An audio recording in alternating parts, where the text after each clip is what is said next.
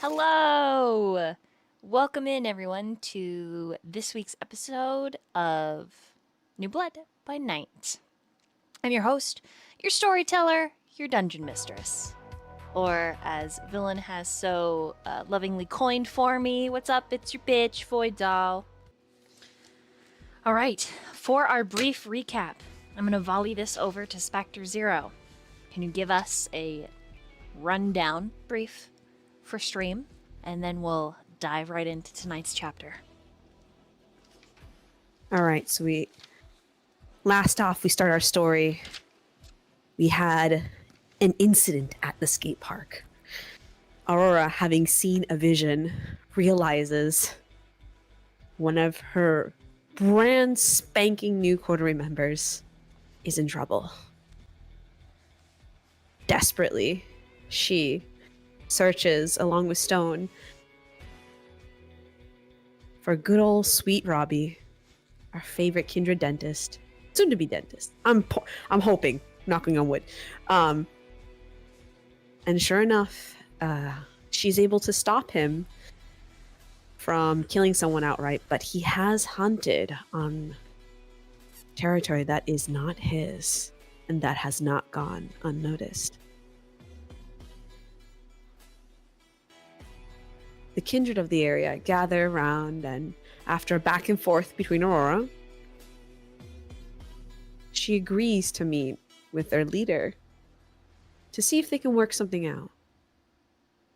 Afterwards, we skedaddle to Damien, Azriel, and Mia, who arrive at the armory.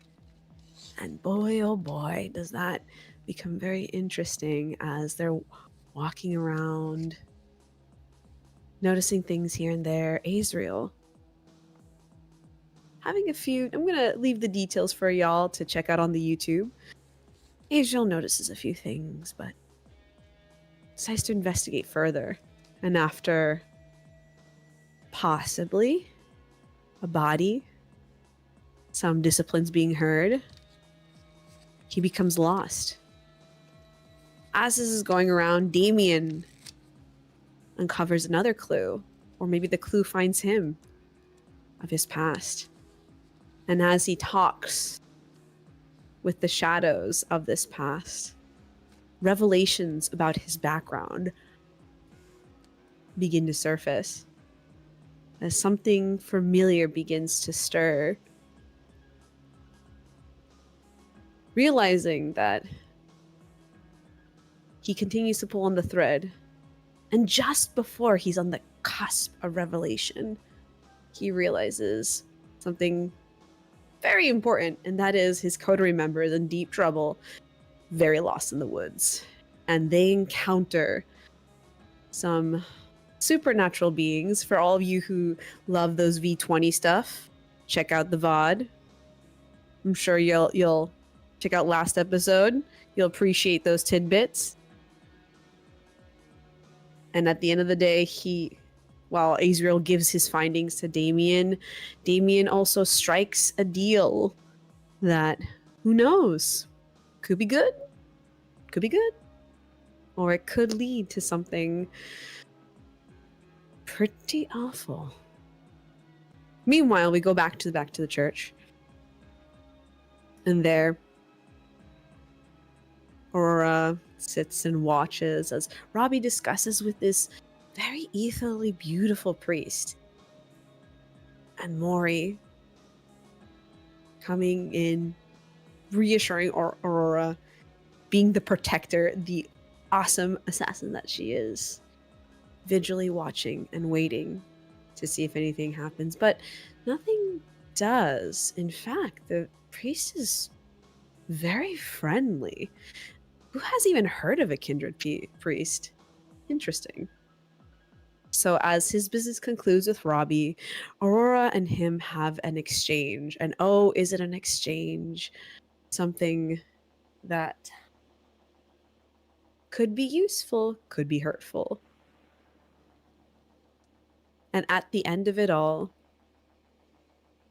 the possibility of potential territory, a place to truly call their own, is brought forth, but also an exchange in order to save Robbie, or else we'd have to burn down the church, and we didn't want to do that.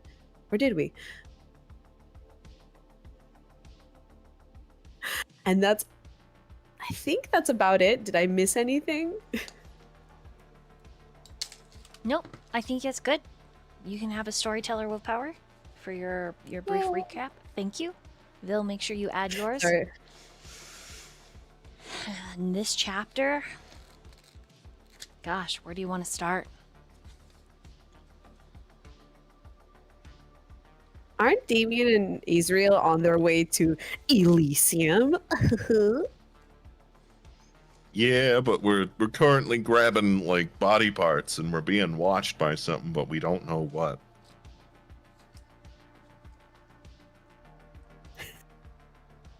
True. We don't know what. I guess do we want to start with like Up to you guys. seeing what you guys find, or Sure. Sure, because Elysium is on the way. We're supposed to go to Elysium. true? And also it might be what we find out might be relevant. Who knows? Are y'all buckled in and ready?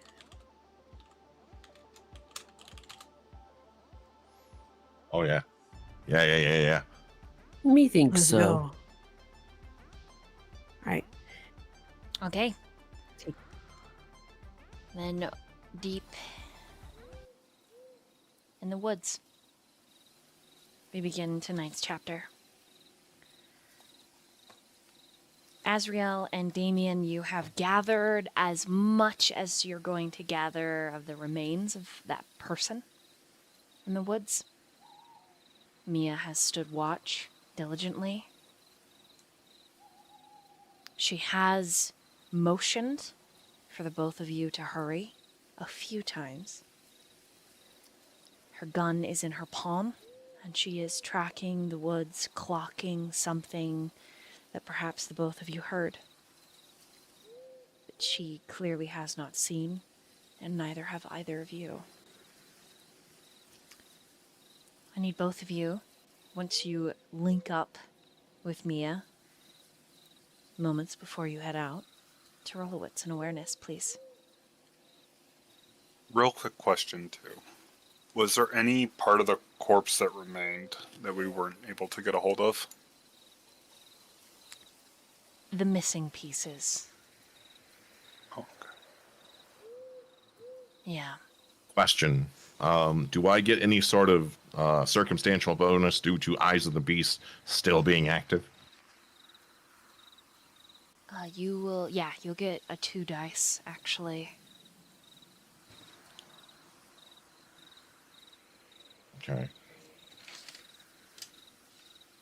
I got 6 ducks. Okay. I'm going to use one of those willpowers I was given. Storyteller willpowers, because this feels important to me, the player. What do you mean? That's much better. I got 1 less. I got 5. Because I had a bestial. The both of you catch a flash of blonde hair,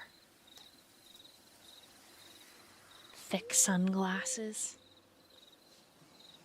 perched high in a tree, watching. She seems to be eating something. You can smell with these senses. It's actually what draws you to look up, is whatever she was eating was raw and fresh. She is licking her fingers clean as both of you see Agatha. Damien is going to lean over to Azriel. And he's going to hand him his body parts. The We're grocery gonna sack be bags. like. We're gonna be like a caravan, you understand? Yes, Mia sir. takes point back towards. You take the middle. I take the back. Okay. Let's get moving. As And he's just gonna look up at Agatha as he gives these instructions. As the two of you pass below the tree that she's in, you do hear her voice. Are the two, three of you, is this a common practice? You find where people have been buried and you desecrate the burial? Is that your normal? Someone has to be the godless devil to do it. I disagree. I think the godless devil is the one who put them in the ground. Me, no. I'm just a sweet summer child that would never commit such an atrocity. Then for certain this is not your kill. I can say it's not, no. If it were, I'd claim it. So then why did you dig it up? She leans a little forward.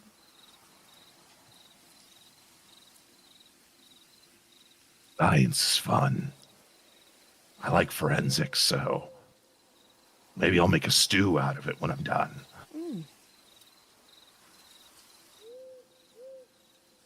And this stew comes after you finish using. So what do you plan to do with your pieces? Just curious who this person was and their significance. Purely scientific.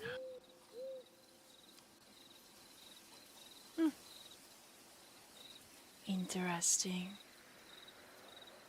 And her eyes flash behind the sunglasses. But don't let me stop you. Oh, by all means, we were just about to leave. Riveting conversation, Mademoiselle. I look forward to your choice, she calls after you. And then you hear something move. And she's no longer in the tree. And her voice kind of has this ambience, this filter, this diffusion. I look forward to knowing if you are in or out. His shoulders are gonna like ease a bit from more of like a standoffish, ready to tussle stance to like more relaxed. Let's go back to the shop and grab our shit. Elysium awaits. I don't think I like that woman. A little unsettling, huh? And extremely. That's fair, sweetheart. And Mia's gonna cut a glance over to you, Azriel. What do you look like in this moment? Azriel looks tired. It's been a long night. It's his past couple. He's been going through a lot. And he's just trying to figure out where he is himself. Right there, pal. Look a little burnt.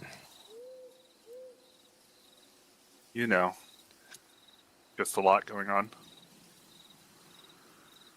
Yeah. A lot of things Understatement weighing of on the me. century. Don't. Hey, man. Get it. We've all got a lot going on. But the best thing is you're still alive and you weren't chopped to bits. Yes, I must thank you again. Let's get out of Well. this damned forest. I guess that's enough for one night for you.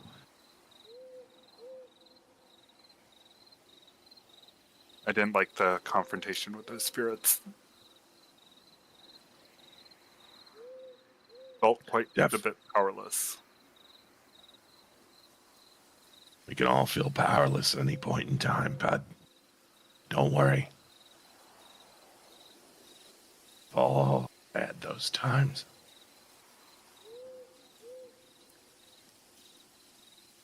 He's gonna pat Azriel on the shoulder. Let's go back. Okay. And so the three of you make it back to the parking lot. Sounds of the forest are still nearby. That tin squared hardware store front shop is a looming presence. You guys took Azriel's truck, correct? Correct. Where is Thanatos? He would have been left in the back. Okay. He isn't in the truck bed. Thanatos, where are you, boy? Nothing. There's an immediate sense of panic on Azriel's face as he starts looking everywhere for his beloved dog. Roll an intelligence and investigation. Can I blood surge to help me out because this feels important? Sure. I'm gonna get a little more hungry too. I am gonna use a willpower because that was the worst roll I've ever had. Okay, that's a lot better. That is 7 6. Where do you look specifically? So I started the truck and then I start going like if he hopped out the back where he would have gone. Okay. There is a part of the tarp that's been lifted. And it looks like pieces of the amalgam has been chewed on. The Thanatos is not in the bed of the truck. I'll slowly go out, still calling for him, Thanatos, and just Where do you around look like next? the store. You look around the store. Okay. You do run into a very grumpy possum that hisses and then flops to its side like it's dead. But no Thanatos. I'll use my feral whispers to talk to the possum. Okay. Does that require a roll? Remind me. It does. I do not get more hungry. Here, I'll post it. Perfect. Good old feral whispers. Hey, you playing dead there. Have you seen a dog? The possum is just whispering, I'm dead, I'm dead, I'm dead, I'm dead, I'm dead, I'm dead, I'm dead, I'm dead, I'm dead, I'm dead. You're really gonna be dead if you don't answer my questions. It makes a squeak and plays more dead.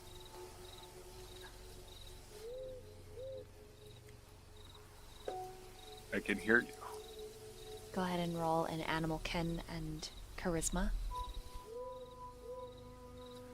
Do you want any minuses for how low my humanity is? Animals don't really... Don't care? Yeah, I mean, they kinda, but like... I figured just to ask. It's I'm up looking. to Let me you. look at your... I don't see anything in your flaws, so no. That is 5 sucks. Okay. He, intimidated by your threat, takes his animal brain a moment to, catch up. And then he pops up and is like, yeah, I saw a dog and a squirrel. They went that way. And he motions with his tail. The hiking trail, you can no longer make out what the sign says. It's wooden, carved. You think the word says something about sunset. I'm not going to waste any more time with the possum, and I'm just going to go straight in the direction. As you leave, you hear the I'm possum sorry. scurry away. Damien, remind me, was Zero with you? Yes. You do not find him in any of your pockets. Little bastard. He's gonna go inside up to Isabel. And Be like, hey, You you got look out at of your here camera in a hurry. system. listen, familiar faces and familiar places. She squints and then looks over your shoulder at Mia. I don't want to get in the middle of this. She motions you around No. the corner, lifting the glass table so you can come in the back. It's like like a glass flat table that's on the counter right by the cash register that she opens up. Mhm. And she takes you really old. The door itself feels like it's plastic. The computer looks like a 90s computer. But that's just aesthetics. It starts up immediately. It's just in a really... You don't know why Isabel likes this ugly casing, but the computer is a beast. And there are 10 cameras altogether. So what are you looking for? What he's going to do is he's slowly going to use the footage to just scroll back in time to see if at any point through on any of the cameras Okay. that Zero is scurrying about or has left his clothing whatsoever in or outside of the shop. Okay, I would like you to roll for me technology and intelligence, please. And then Azriel, roll a wits and awareness.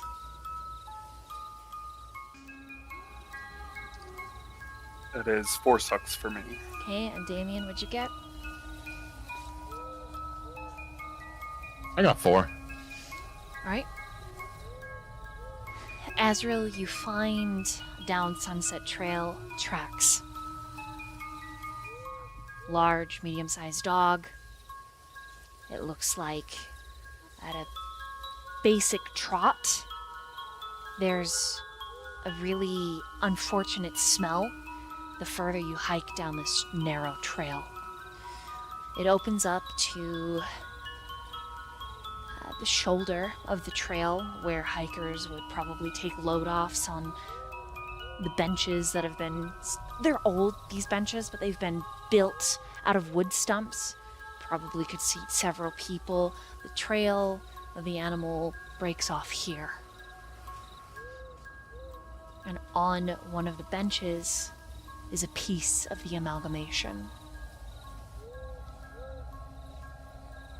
A bone with very small amounts of flesh, like it's been hacked up and spit. I'm not going to even waste my time looking at that, and I'm going trying to track down Thanatos. Okay? You are led back into the woods. I'm going for my best boy.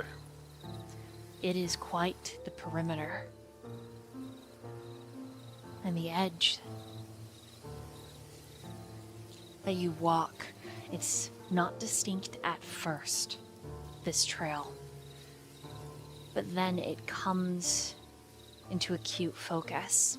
On your left side is the woods that have been touched by oblivion. Not necessarily physically, but in a spiritual sense. All of the woods to your left, and this is like a game trail that you're walking now. It's where everything just went down between you and Damien and the spirits. And on your right, it is the woods untouched. the natural elegance of them in the dark, a beauty and a wonder. And you follow Thanatos' track along this game trail until he branches off and makes his own all the way around. The trail leads you back to the parking lot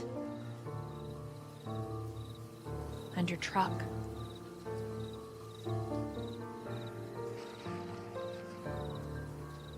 But no Thanatos. Thanatos, You whistle, this isn't funny. you call. The door to the building opens up, and Mia says, "Hey, you're gonna want to come look at this." I'll come. Meanwhile, Damien, you see the moment the amalgamation moves, twisting under the tarp. Slow, barely noticeable at first. And then Thanatos lunges with a snarl and a yap. And he attacks.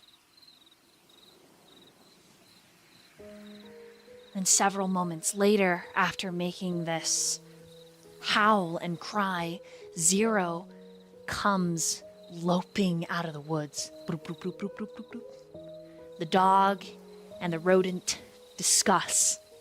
You can see Zero gesturing wildly and then motioning to Isabel's hovel. You think you can make out he's calling it her hovel. The earbuds that you have on, it's really hard to decipher any of the noise. Even though Isabel has top tier gear, there's some kind of EMF. That high pitch.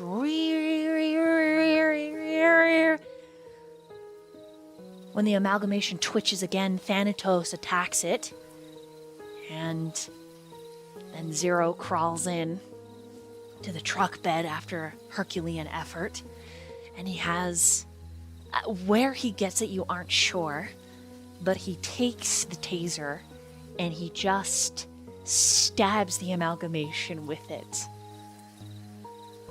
For a solid, 5 minutes.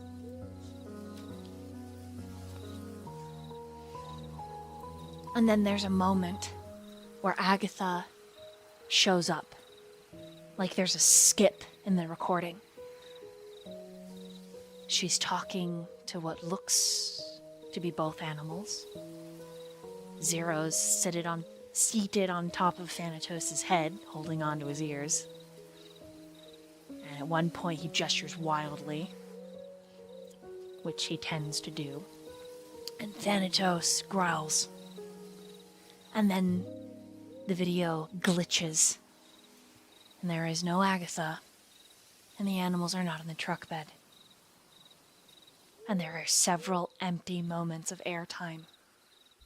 With some fast forwarding, you get to the part where Agatha's sitting on the truck bed talking, or sitting on the tailgate talking with you, moving about the scene.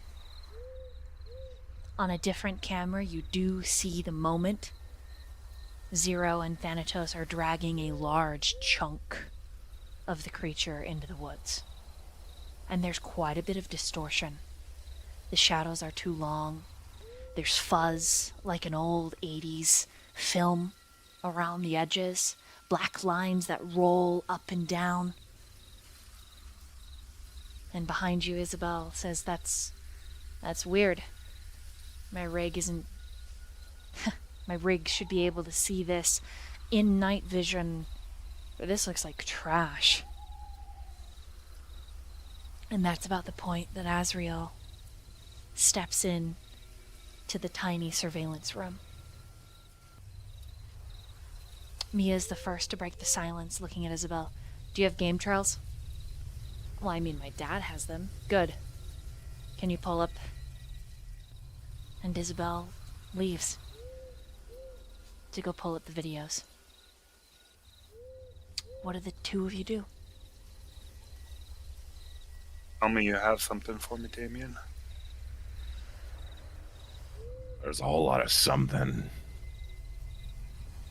But the short version is that it started to move. Thanatos attacked, subdued it. Zero assisted with a taser.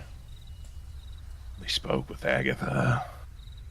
Then they started dragging a piece of it out into the forest, a large piece of it, which isn't good. We need it all intact, or else this whole plan is foobar. God damn it.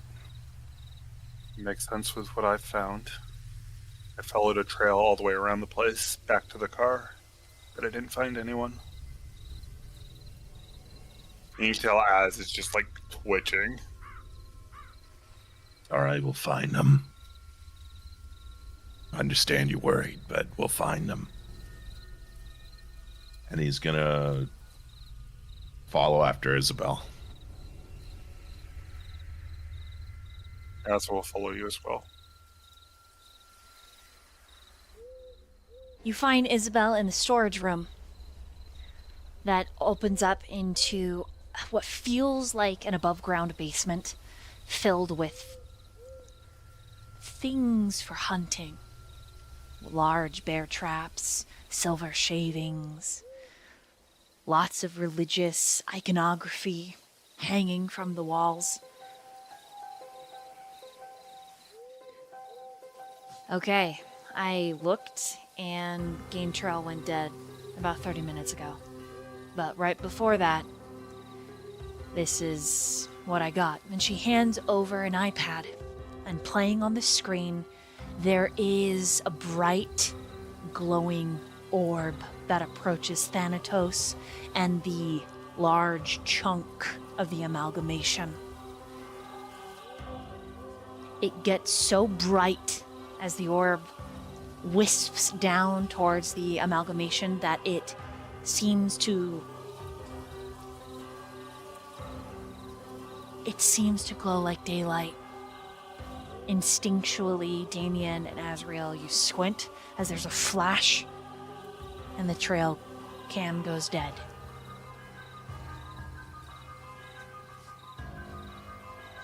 Better than nothing. Alright, well, we'll go out to the trail. We'll inspect. We'll find them. Isabel, could you load up my stuff in the truck? Sure. Usual means giant-ass duffel bag. Big enough for 2 people. She does her best. You know she's not aware of the amalgamation or anything that you are, really. You still want her to load the back of your truck? Mia is looking at you like, the fuck? Like at this time, like he's gonna come a bit to sense. Be like, it looks a little heavy. Do you mind if I take it the rest of the way? Oh, sure, I guess. Yeah, no problem. She'll just hand the heavy bags to you. Mia exhales, takes the other side of it, just eyeball slapping you, like, ugh. He just gives her a look like, yeah, I know, I wasn't thinking. And you, He looks at Isabel as he's taking the bag. and you got the rounds, right? Yeah. Of course. Everything you need's in the bag. In the ammo boxes. I don't want to know how you got them, but I bet it was a hell of a time. My dad. You know. Him and his friends. They like to hunt with different ammo. Shrugs. They're still out by the lake looking for something. Something big. Oh, I forgot to tell you. They caught something, but it got out of the trap.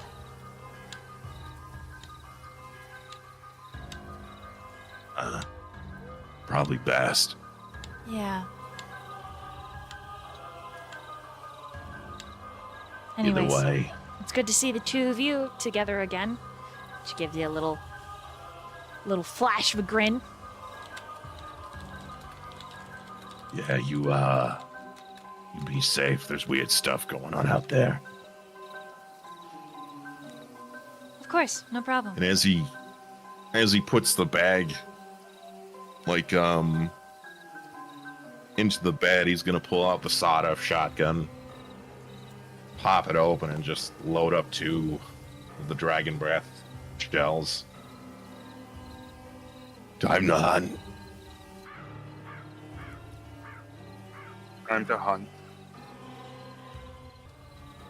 Take me where you went, Azriel. Be my guide.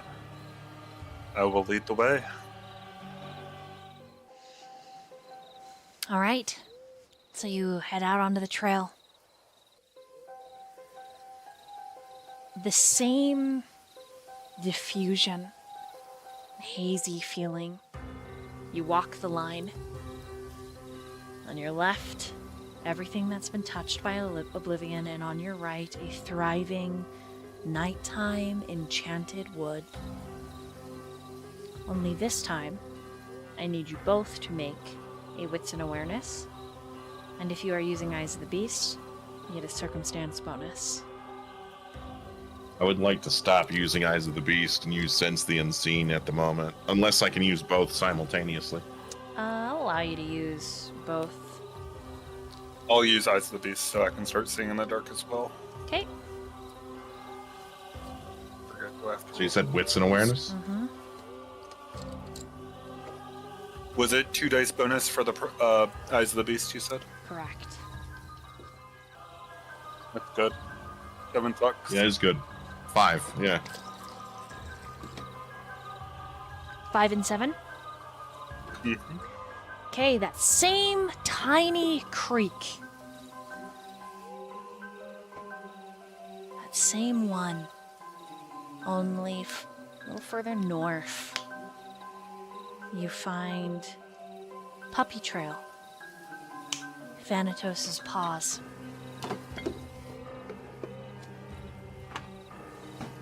And you take it upon yourselves to follow. And it's a solid, like, half an hour up this trail of time wasted. Mia decided to stay at the truck because there is a flesh monster in the back. You find Thanatos, where the stream widens and gets a little deeper so that it's a small river. And at his side is Zero, and the 2 of them are soaking wet and mildly confused. What the hell were you thinking? I was so worried. All that answers you are animalistic whines, chitters, and grunts. And neither of you sense your blood in either of these creatures. I look over to Damien to kind of gauge his reaction. It's kind of a look of bewilderment and a little bit of annoyance. Have to do this all over again. Do we sense the amalgamation, or is it with them, or is it gone? It's gone.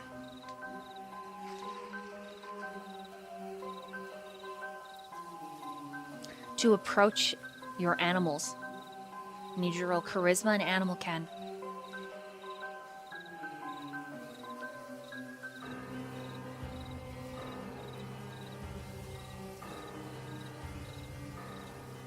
Holy moly, Okay. that is a messy critical.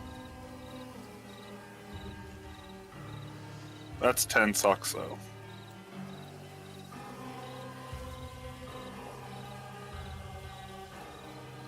Got a 5. Okay? As the both of you step forward, neither animal sprints. There's only a minimal recollection. Ears flick back. They step backwards. They kind of curl up, look ready to spring. The both of them do. You make it. The moment your hand reaches out to stroke fur, they calm. There's recognition. You do not sense yourself in them at all. And then beyond, with your wits and awareness, with your sense of the unseen and your eyes of the beast, there is something supernatural. And it is watching, and it steps out of the trees, and at first you don't recognize it. And then prowling closer is Nina. And in one snap of a moment, she shifts, her body elongating, her fur ripping and tearing away, her face dropping to the ground, only to decay rapidly, revealing a woman. Like, who was it? Nina, the wolf that's been hanging out with Fenrir.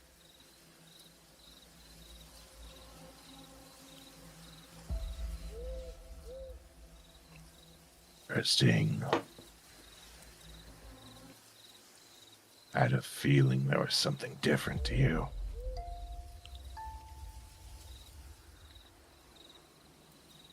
If I had gotten here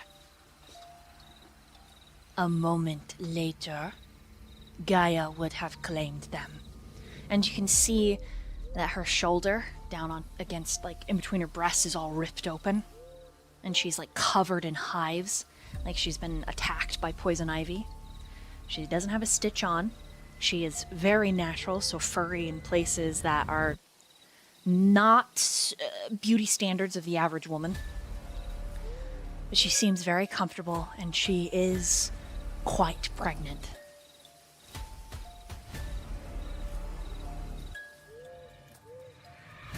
You owe me, lick.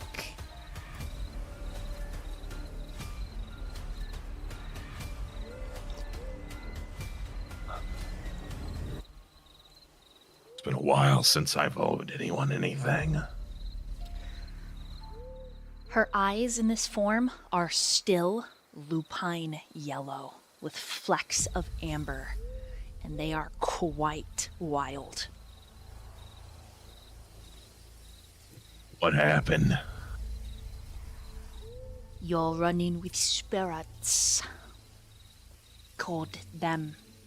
And your amalgamation, your abomination that you crafted, started to react to power far beyond your feeble understanding. And behind her, Fenrir's like, he's like, I'm still a dog. I'm just a dog. Like, kind of leans out, like, hey, I'm a dog. I'm a dog. Nina just rolls her eyes. He doesn't say anything, but he just whines. He's trying to diffuse the situation, because Nina is just radiating malice and pregnant rage, you know? I don't know if you've ever experienced that, but it's a thing. Listen, I didn't use any sort of power whatsoever out here. Wasn't me. It was maybe me.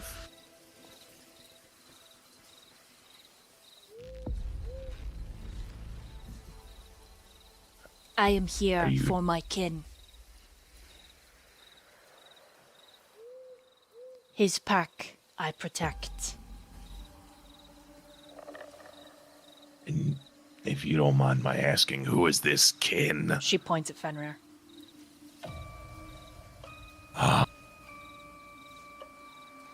Makes sense. So are you like some sort of shifter, some monster? Yes. Just alive, unlike you.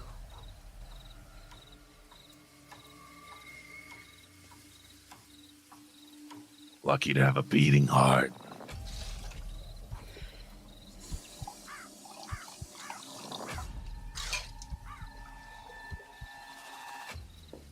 So what is the terms and conditions of this favor that I owe? Or will you collect at a later date? She rubs her belly. and is quiet. For a moment, you think she might be trying to figure out the word, and then she speaks in this lyrical language to Fenrir, and he just whines back at her. When she makes eye contact with the two of you, she starts forward. And when she walks into the river, both Fenrir and Zero, get out of her way. And she cuts past the both of you, so she's speaking at you as she comes towards you and then past you. She says, "You will help me with this child of mine."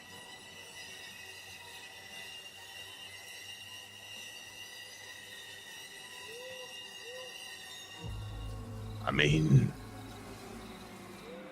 I don't even know if I'll be alive by the time that child is born.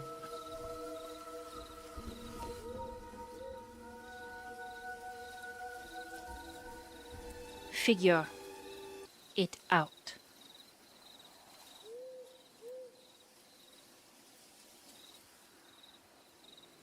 Oh, exactly. right. Do you want us to help with your child?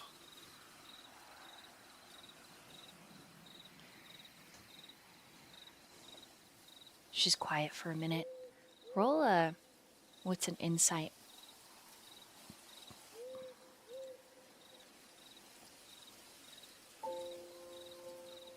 That is 3 sucks. Just two. Okay, you know she's nervous. There's a big worry, and you're not really sure. Maybe this is her first. Maybe that's why she's worried. You don't know, but it's kind of stringing everything together. You're like, wait a minute, this is a wolf. Hold on, wait. And then she just plainly states it. My children will not be born lupus. I will need a place. Shelter, food, schooling. All things you used to do in your previous life. She shrugs, or I will simply... And Fenrir barks. She turns and growls, and he barks again. She says, I will take whatever I need. And he barks some more. And she just huffs. And sits in the grass, because she's tired. And she motions to the both of you like you're stupid. Are you going to hurry, please? And then you catch on. She's telling you to ghoul your animals. I will go ahead and cool my boy. She leans against the tree, closes her eyes, and exhales like you're all stupid and annoying. But I think she's just tired. You got a name for the thing yet? There are 3 of Like them. he's asking. Oh, 3. Wonderful. Do you have a name for the litter? She nods. The lot? It will depend on their markings. But I will name them after the spirits. And Fenrir barks. And she says, I am not naming any of them Peter. I hate that name. And Fenrir's just like,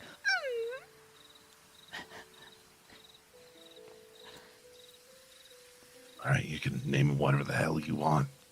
But if you tell me the names, I can get you whatever you want. Money, home, schooling, whatever. that is what I need. I saved your children. You will save mine. That seems like a fair request. It is a fair request.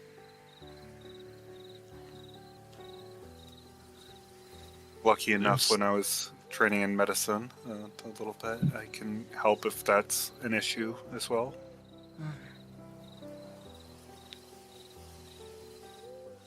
I'll make sure to,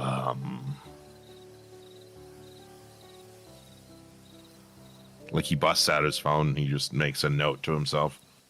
yeah, I can do this. Take like a couple hours.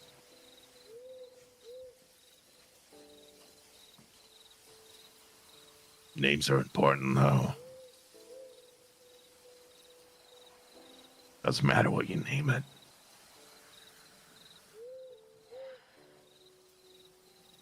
Should rename this one to fucking idiot.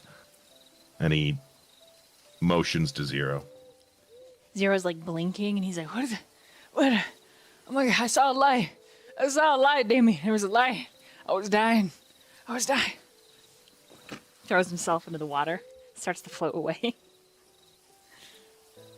He just picks him up in the tiny creek. Always the dramatics. There was a light, and it was a voice, and I was gonna go, but I stayed. I stayed for you. And Thanatos is just yipping and whining and was like, "It was awful. It was terrible. That rodent. He was like, 'You're now my mountain.' I didn't like it at all, but I felt exhilaration. I tried to help. I don't know. I'm still panicking. I want to chase my tail. I don't know. Ah!" Azriel's just patting him and holding him, like hugging up like real close. So it's just like, it's okay. It's okay. We're okay. And he'll Go on. he'll turn to Nina. Thank you for saving my son. She waves you off. And Fenrir like yips again because she's still injured. And she responds in a lyrical way. And then snarls at him. I'll go over and try to offer first aid. She does snarl at you, and it's really scary sounding. It's like a big growl vocalization. It's quite throaty. But I'll just put my hands out. Roll charisma, Try animal to seem as ken, harmless. and then you can roll Okay. intelligence medicine.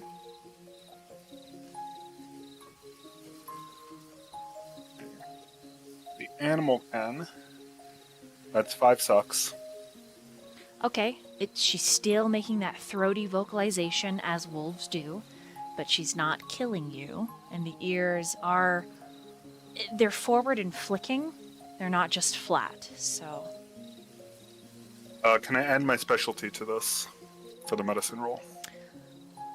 What's your specialty? First aid. Yeah, I'll give you an extra dice bonus for that. Do you have your first aid kit with you, or is it in the truck? It's probably back in the truck. Okay. Going to So do you take the time to go back to the truck, then come back to her? Yeah, I'll go. Okay. Yeah, I'll run to the truck real quick, grab it, come back, and that is a 6 sucks. So roll fantastically. All right, you disinfect things, triple antibiotic, get him wrapped up. She's grumpy the whole time.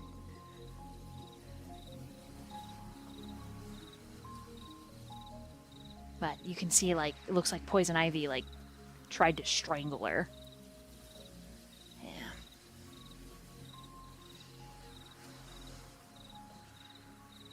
And, while Azriel is gone, Damien,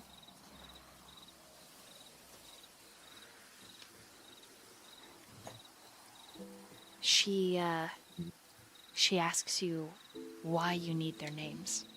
For what purpose exactly? So everything's in a database, right?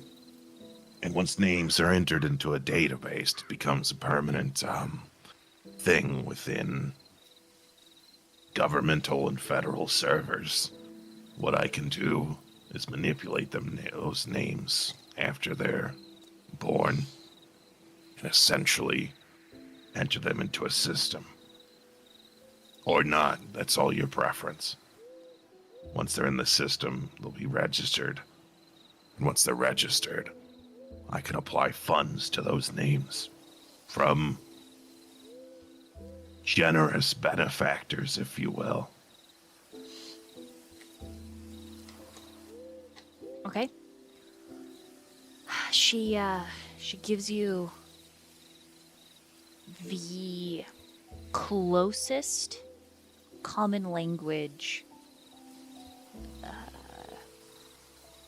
name that would mean the same as what she's going to name them.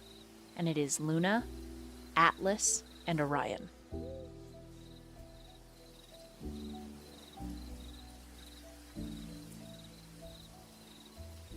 Not the strangest names I've heard, but it can be done. He'll enter that in his document.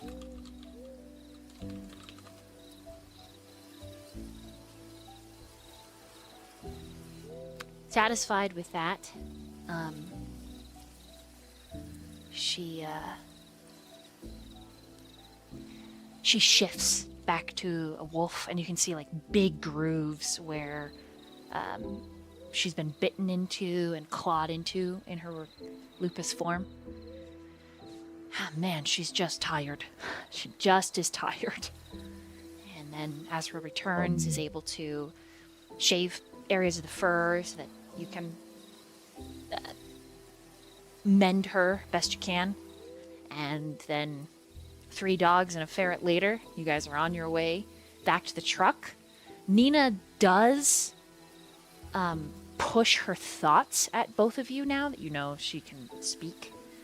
And she makes those same guttural, throaty vocalizations, but it processes as like words in your mind.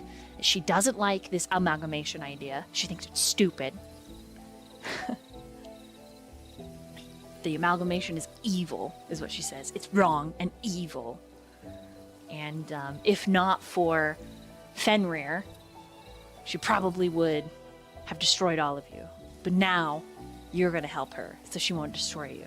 Unless you do something and she needs to destroy you. She's also hungry and would like to stop somewhere to get food. And she's tired. And she's sitting in the middle. And Fenrir and all the other boys are in the back. So even though she's complaining the whole time, she literally sits in your lap, Azriel. And then she's big enough that she's wolf. She lays across the both of you. She's on both of your laps as you're driving. I think my natural reaction is just slowly start petting her. It's not like intentional, it's just kind of the reaction of big dog on lap. Mm-hmm. Roll a... Actually, for the audience at home, how is your character feeling about this? We'll start with Az. He's actually happy to be able to use his medicine skills that he never thought he'd get to use in the past little bit, and to be able to help somebody that's helped him. And he's just happy that Thanatos is okay. And he just has a soft spot for animals. Even though she's not an animal, but he's happy about this. He's okay with trying to help her out. There's some softness in him that this speaks to. Reminds him a little bit of his humanity. Make a d10 roll, please.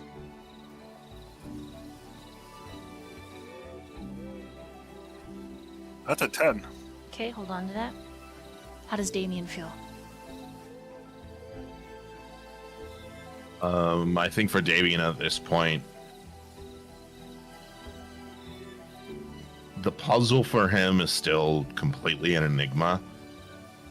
And it's something that the more pieces he gets for it, the more he finds missing. And for him, there's still a large chunk missing, and with that, I wouldn't say it's a sense of emptiness, but it's a sense of genuine frustration that the closer he gets, he's still incredibly far away. And each time he gets further away, or he finds that there's another piece, he just wants to punch a hole in the wall.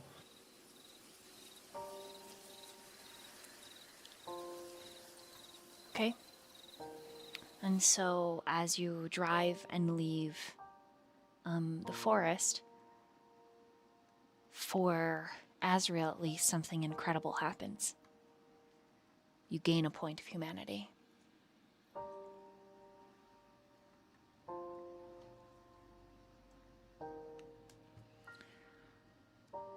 For Damien, the frustration ebbs and flows in a way it's like a lightning strike. There are seconds where it's so hot and explosive, it feels like you just snap out and destroy the steering column in front of you, and then it eases. There's a feeling that's trying to beckon you, that's in the cab of the truck. That's this warm and soft feeling, but Mia, who's in the back of the truck, you do catch glances of her, and you remember the spoken and unspoken promises that you've made. Existence can't continue as a monster.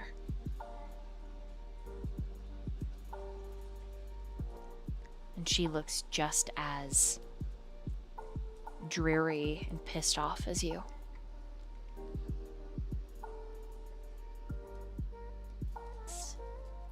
The pack of you make your way towards downtown Elysium. We're gonna take our first toilet break and then be right back. We'll meanwhile from there and slide over to the other two pack members. Okay, and we are back, sliding across the city to Aurora and Mori.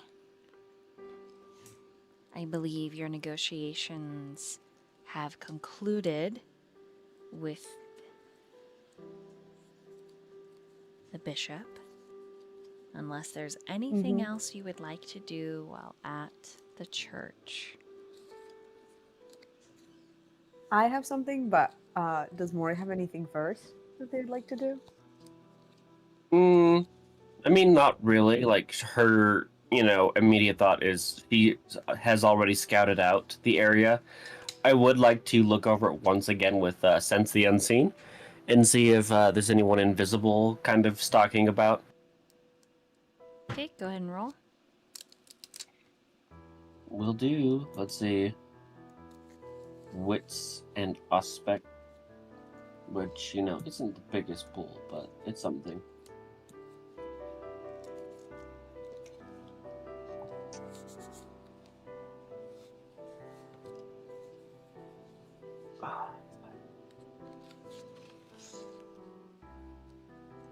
Ooh, all successes and the crit. So it's a crit in my blood dice, though. What does that mean? If it just works as a normal crit. If it's, or technically Cool. messy critical, I think, yes. Or is it a Yeah, it messy just Okay, means so- like your beast is a bit more like involved with it rather Yeah. than just being like And a I think standard that makes one. sense. Yeah. I think there's a little bit more like evil kitty, protective nature, meow meow meow, for Mori. Yeah, pretty much. But yeah, there are several. there are several invisible kindred that are keeping watch. Absolutely, yeah. Okay. Yeah, I got 7. That's why I was asking. And you think that they've been tracking you and vice versa. Yeah.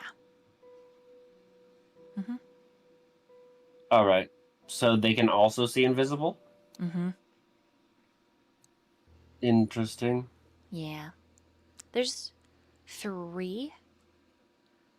2 up high and 1 that's like walking the perimeter, like of inside the building, just moving from room to room. Mm-hmm. Mm-hmm. Yep. And then there's also Good like to know. Mori is only familiar with this so much, but it seems like there's a lot of blood ritual markings that the normal eye wouldn't see. But Auspex, you can see like the drawn circles all over the church. Yeah. Good to know. If they can see me while we're like invisible, I'm just making eye contact with each of them, letting them know I see you as well. You get like a little nod from each of them. There's one guy that you're like, oh my god, you are definitely a Nosferatu. Like, he's very terrifying. He almost looks like a Wendigo. The way his arms are too long, and like he's got his skull that protrudes up like broken antlers, and then half of his face, there's the protrusions sort of turned into like this almost elk looking. It's very Rorschach painting, you know, just yeah. So Good to know. yeah, then there's one that's like really quite handsome. Not sure what clan. You don't really get any vibes, but he shoots you a wink. And some finger guns. Like, hey. Some finger guns. Yeah, Mori some would finger return the guns. finger guns, but yeah. Yeah. Good to know. He's the one that probably gets the closest to you, and like when you do turn to look at him again, he's like measuring where you would be on his body, which is like below his chest. and then he like scurries away. So, yeah. Yeah, if you got like close enough, Mori would be like, "Yeah, I get it. I'm short. Doesn't change what I can do." Yeah, you're, Damn right. he doesn't ever get close enough for the two of you to like communicate, but yeah, he seems like the fun-loving one, and then the other one that just nods at you seems like all business, and then the other one's pretty frightening and also business. So, you know, there's that. Cool. Yeah. Yep, There's that's lots pretty of- much it. There's lots of like evidence of like people that come here for worship and shelter. Mm-hmm. Yeah. Oh, actually, sorry. Part of the reason why I'm doing this check, do any of them look like they don't belong here? Or like, I don't know, insecure about being here? The humans or the kindred? The kindred. No. They're all in uniform. Okay, yeah, no, perfect. Like, even the Nosferatu's uniform's been, like, adjusted so that, you know, it's like, hey, my name's Bob. Like, My name, Bob. yeah, like, yeah. You definitely work here. With a 7, yeah. You're like, I see Okay, you. yeah, And no. they see you, and you see them. Anyways, they just think it's fun that you're a tiny bodyguard. That you're very, very tiny. You're Yep, very, mhm. very, So tiny at very, 4'10". very tiny. Yeah.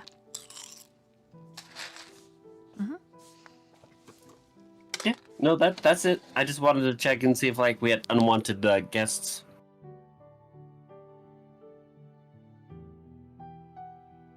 All right. There is something Aurora would like to do. First of all, as she's kind of calms down, stops shaking, she looks at Stone and she touches his face, and he's like, and she says, "I'm okay. I'm okay." And she's kind of like looking at him, but like trying to like reassure Whiskey more than anything. So even though it's set, it's like she's trying to reassure the other or anyone who would seem concerned for her. Okay, roll a charisma and leadership. I see what you're doing. Me? Nah. It's fine. Alright, so that's gonna be 3 and 3. I am hungry. And then, oh yeah. Extra 1. Okay, that is 1, 2, 4 successes. 4 suck. Yeah, 4 sucks. 4 suck. All right. You swear for a heartbeat of a second. Those violet eyes take on kind of a golden glow. And he touches your face. And it's so soft. And then it's gone. she just closes her eyes and like leans into it for just a brief moment, and she's like, "Okay, I got an idea." And she texts Mori, and she says, "Bring Robbie out to Hanson. I'll meet you there in a moment." And she looks to Stone, and she says, "This might go bad. Um, but I have an idea. I need to be some. I need you to watch my. I don't know how much of my senses I'm going to be able to have available on me, but you might have to watch my body." um, and she is going to kind of look around to see if there's like a more secluded place. Yeah, there's a gazebo on the side of the church. That's And secluded enough. It's surrounded by mid-sized shrubbery, and then there's a maze beyond that, but it's sectioned, it's blocked off. So if you jumped over the cones and the fence that's blocking the rose maze, you could go in there, which is very secluded, but that would be technically trespassing, but it's up to you. like in a place that's easy to reach, secluded, I guess. The So. gazebo's the easiest because it's just before that maze, and it's got All right. it's got okay shelter. Okay, that's what matters. And so she pulls him to there, and she says, "I need you to have my back, okay?" And she's gonna use share the senses because of this. With Killian's blood, with Killian having taken her blood. So, by reaching out with their mind, the vampire can tap into the senses of another mortal or vampire, seeing, hearing, and feeling what they do. The user still retains their own perceptions and is still aware of their own surroundings, though the effect requires some getting used to. The user decides whether to tap into only one, some, or all of the target senses. Oh my god, you're gonna try When and you- find whiskey, aren't you?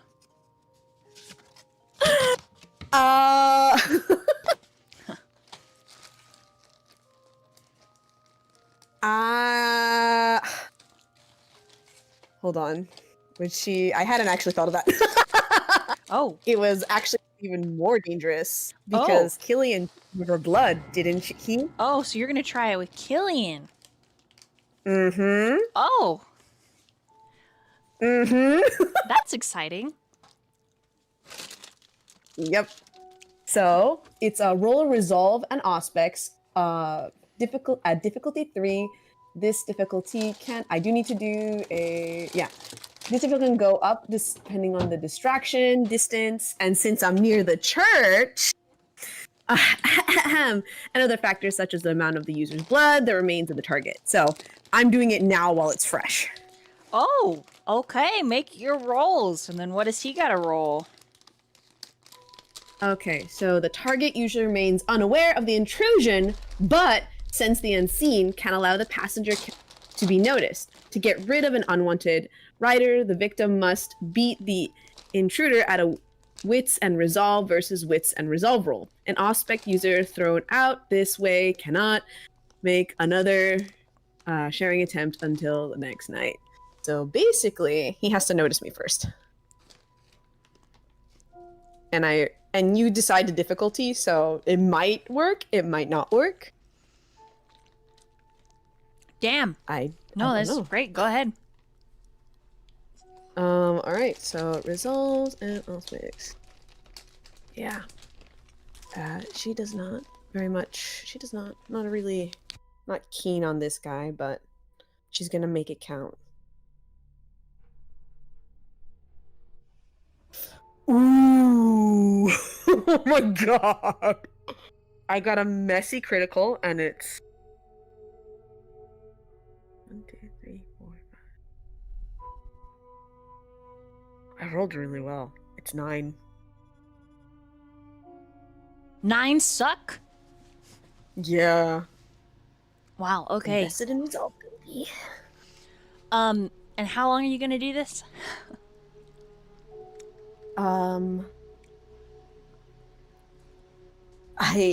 She's gonna just go in and see what happens.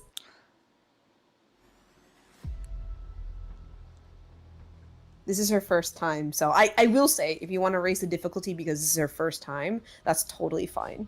9 is incredibly insane. What do you mean? I have a lot of I've been slowly but surely investing in certain dice pool. Plus the higher tier gives me the +1 dice, so.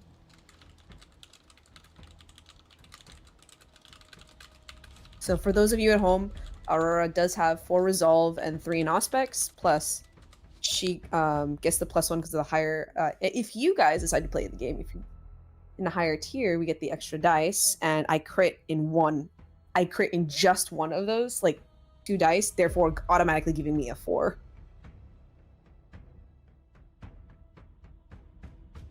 This is actually one of the highest I've ever rolled for Aurora. No, wait, no. When I was fighting it out with Damien, I had to use a willpower for that one though. I think I used 2. Okay. There is an all-consuming feeling of other. A blanket that wraps your senses.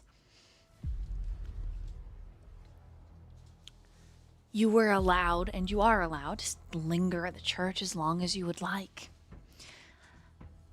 At this point, with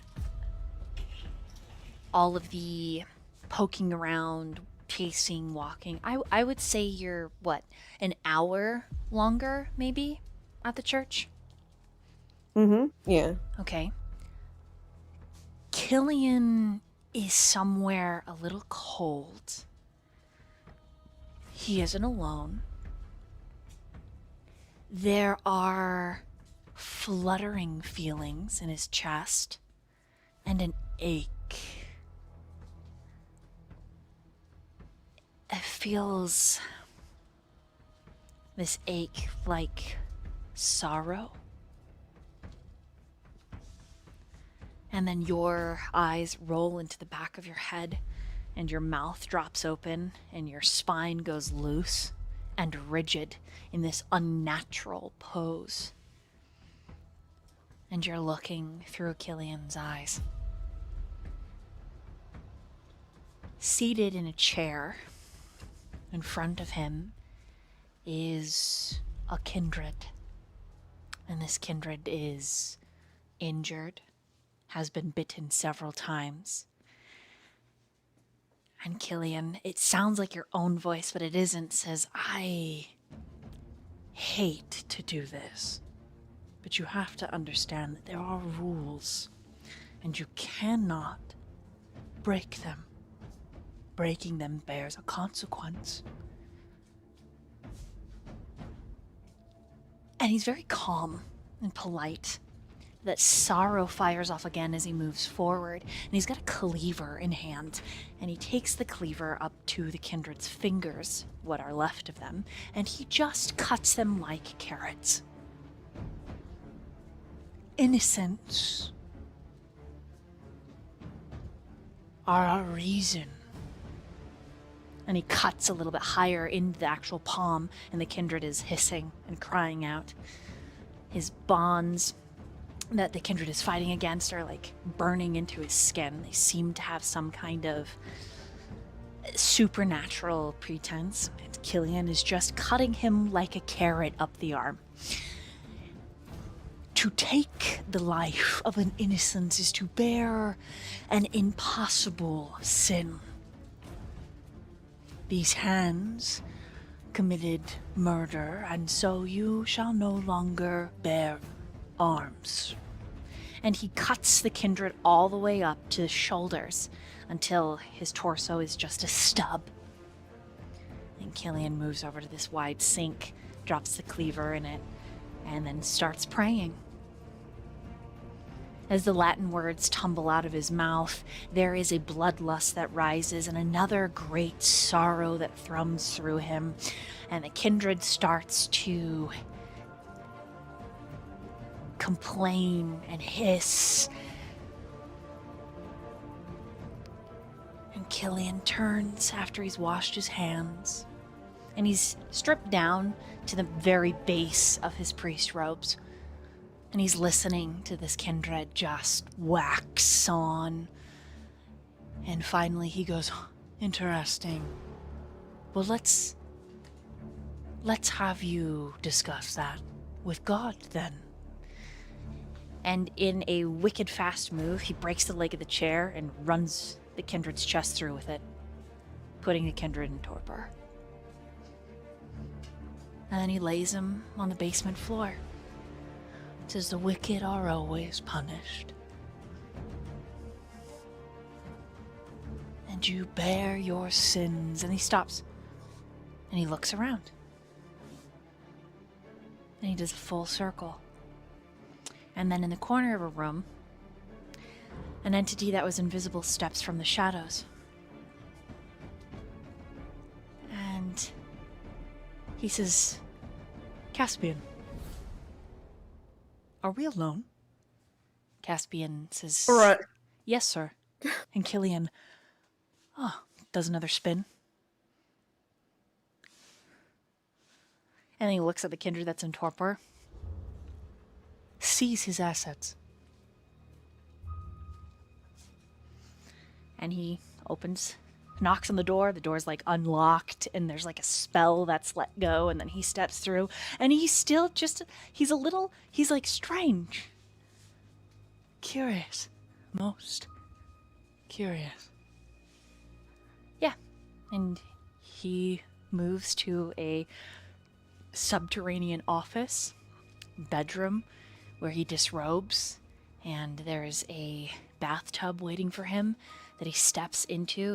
It's built into the floor of this room. There's no mirrors, right? None. Okay, God, thank God, because Aurora was like, I'm just gonna close my eyes. None. That you feel his clothes, your clothes dropping, and as he sinks into the water, he goes all the way, so that his head goes under, and he's just under the water for several minutes. And there's this weight in his chest, and that sorrow hasn't left, and the longing is still there. And then when he leaves the water, he looks back and you see that it is just red everywhere.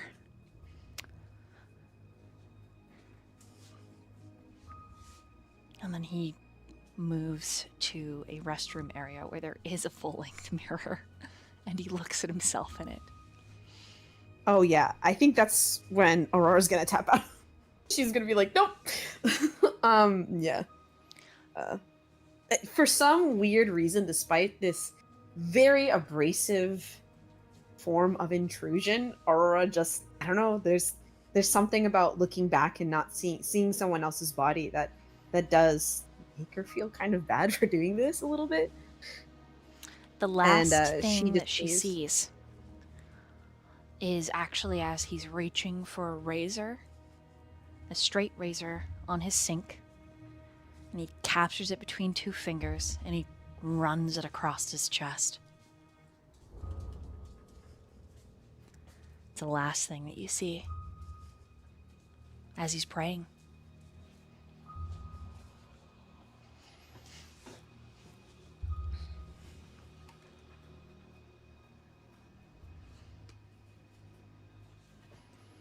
When Aurora kind of like comes to, she kind of like falls on her knees, like,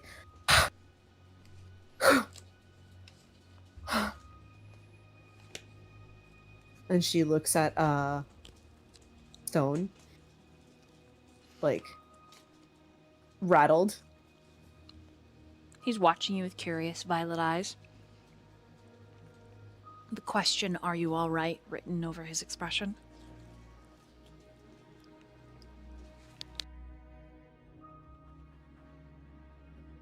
do you call a kindred the juxtaposition of everything God holds dear, and yet kills in his name?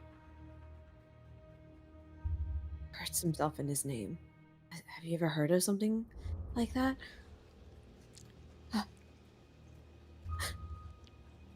Zealotry is common, but wrong. Our only teacher is pain.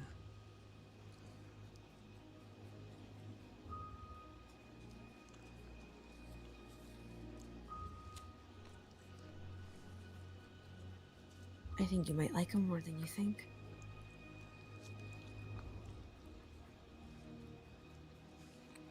You should go. And she thinks about it for a moment. She does think about, like, she kind of looks at him, and a part of her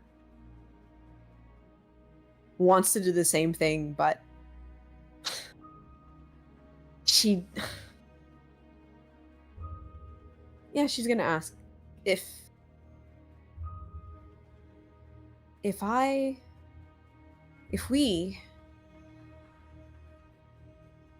decided to try to understand you, to share your feelings, would you be mad at me? I am a tool. Do as you wish. What if I said that you were more than that? He stares at you impassively.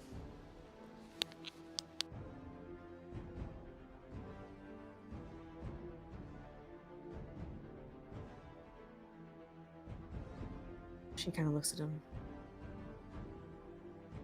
Why do you view yourself as a tool?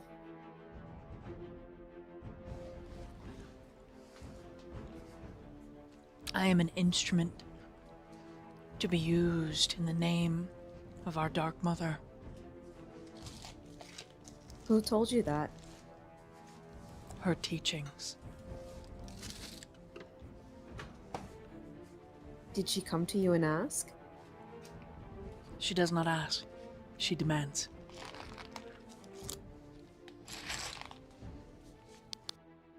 Were you her first?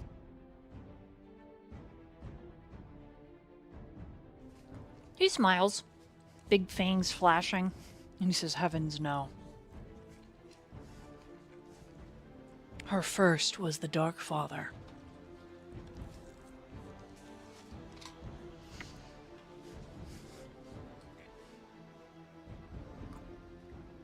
And she looks at him, like, analyzing, kind of like trying to piece together something. And she then asks,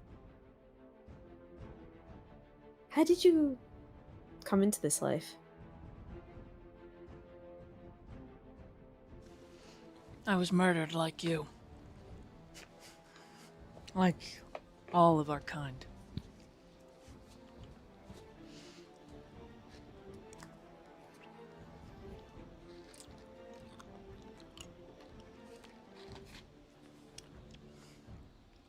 What I'm asking is, were you the first of stone? Or was the stone the tool that... And there's something that kind of clicks, and she kind of keeps it to herself.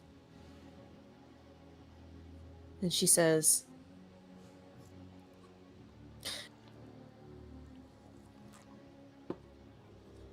a tool is not something that can think. But you can think. And that makes you remarkable. I hope you know that. And I know it might seem contradictory, but I think that's what makes you valuable as a being, as something that still has intelligence. When you call yourself a tool, I feel like you're also insulting the Dark Mother and the potential she sees in you. And she kind of walks away with that. You feel his eyes watching you. And then you hear him when he shifts and he follows.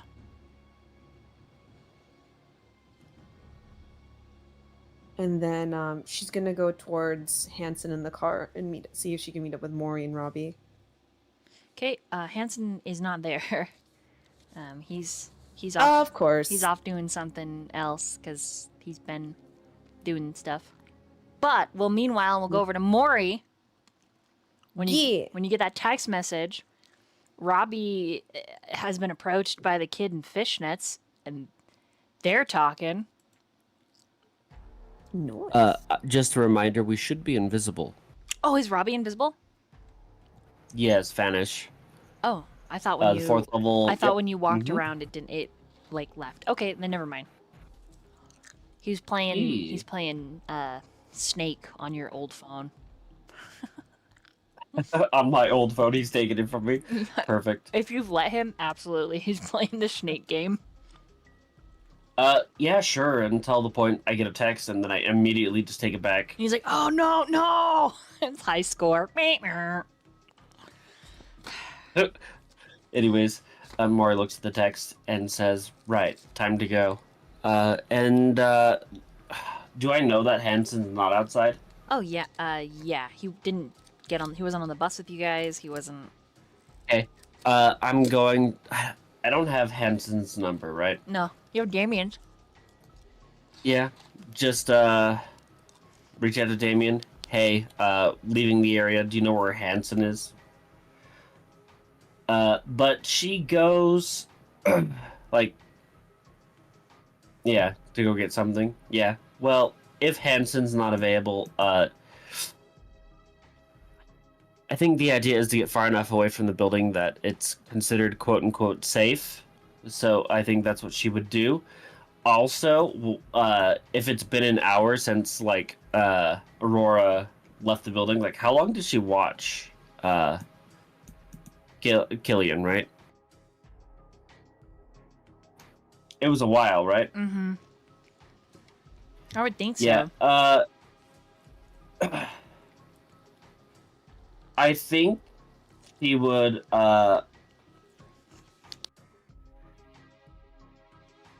It may be stupid, but there was a code for like her and father that.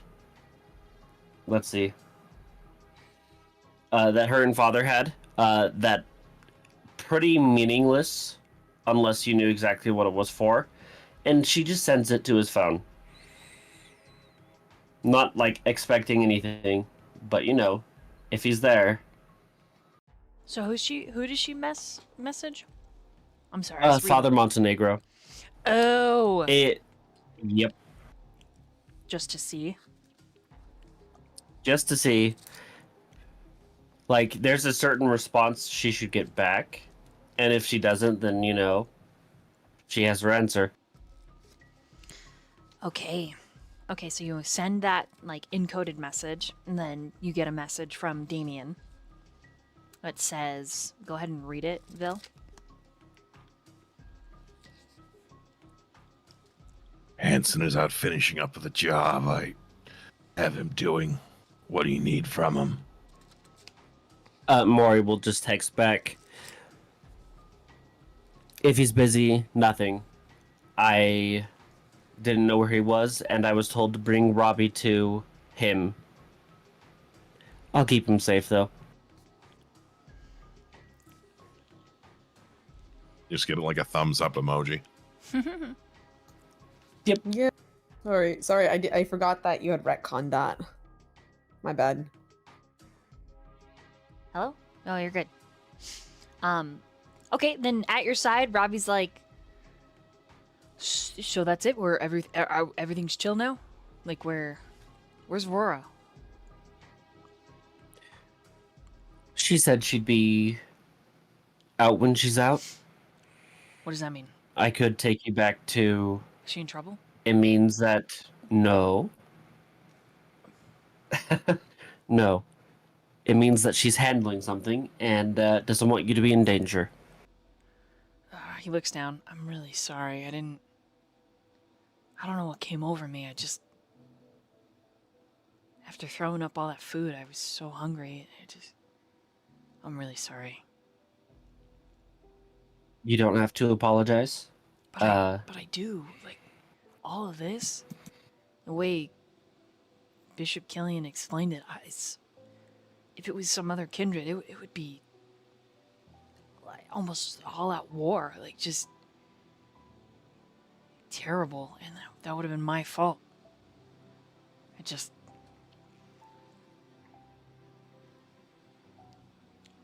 I feel bad about all of this. I get it. Like, not even just my part, Mori, just like all of this shit. I feel bad. She kind of just puts a hand on his shoulder and just says, "You don't have to carry the weight of the world. Yes, what you did was a mistake, but nothing was broken. Don't hold it against yourself. Plus, you're part of our pack, and I would fight who I needed to protect you."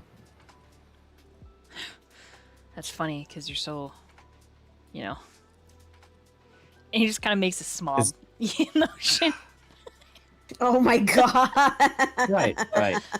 No, you're right there. No, but also, I feel Thank you, Mori. I do feel protected. It's just kind of funny because you're so whittle.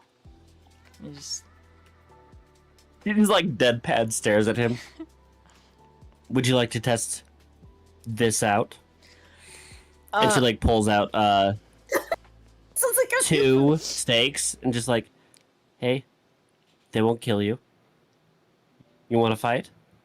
You want to try to fight anyways? He looks at the steak you've handed him and then to you.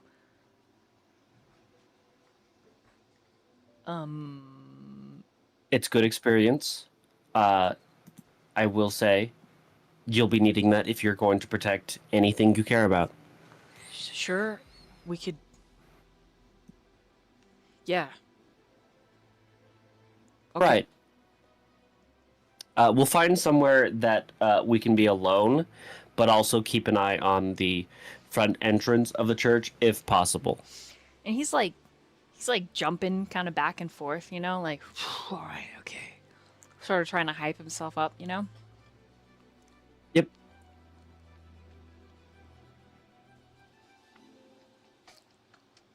You were a hunter, yes? You have some training in this?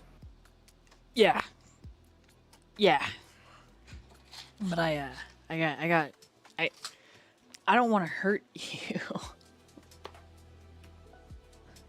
I appreciate the thought, but if you could hurt me, then I am lacking. All right. And deserve it. Okay. And he just claps his hands and it's just waiting for the go ahead.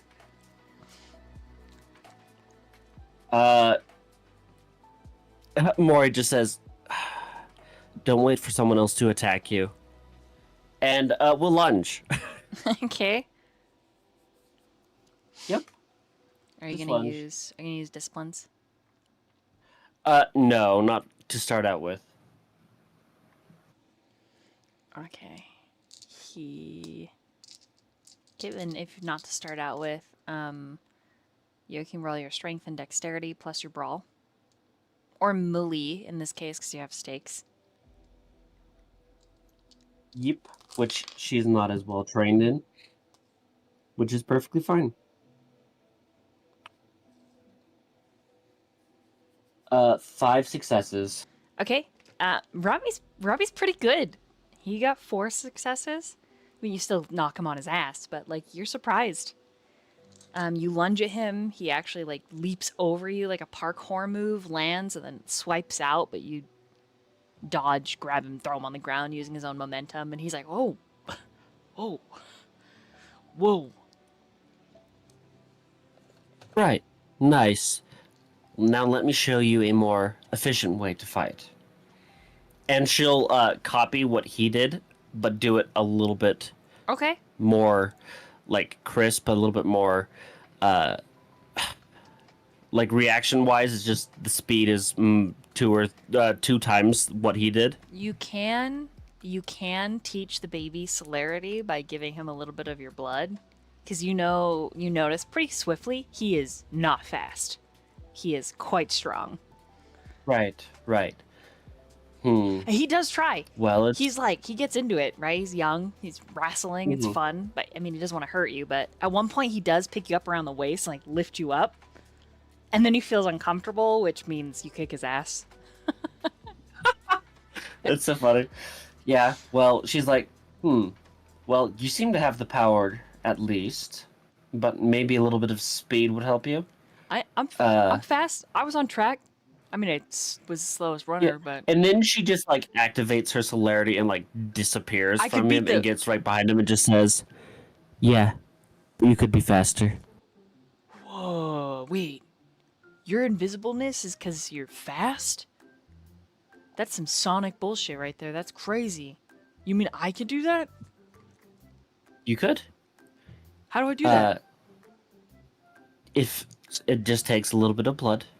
If you'd like, I'm offering. Take some of mine, and I can run you through some of the celerity. That's what it's called? Yes, the technical term. Yeah.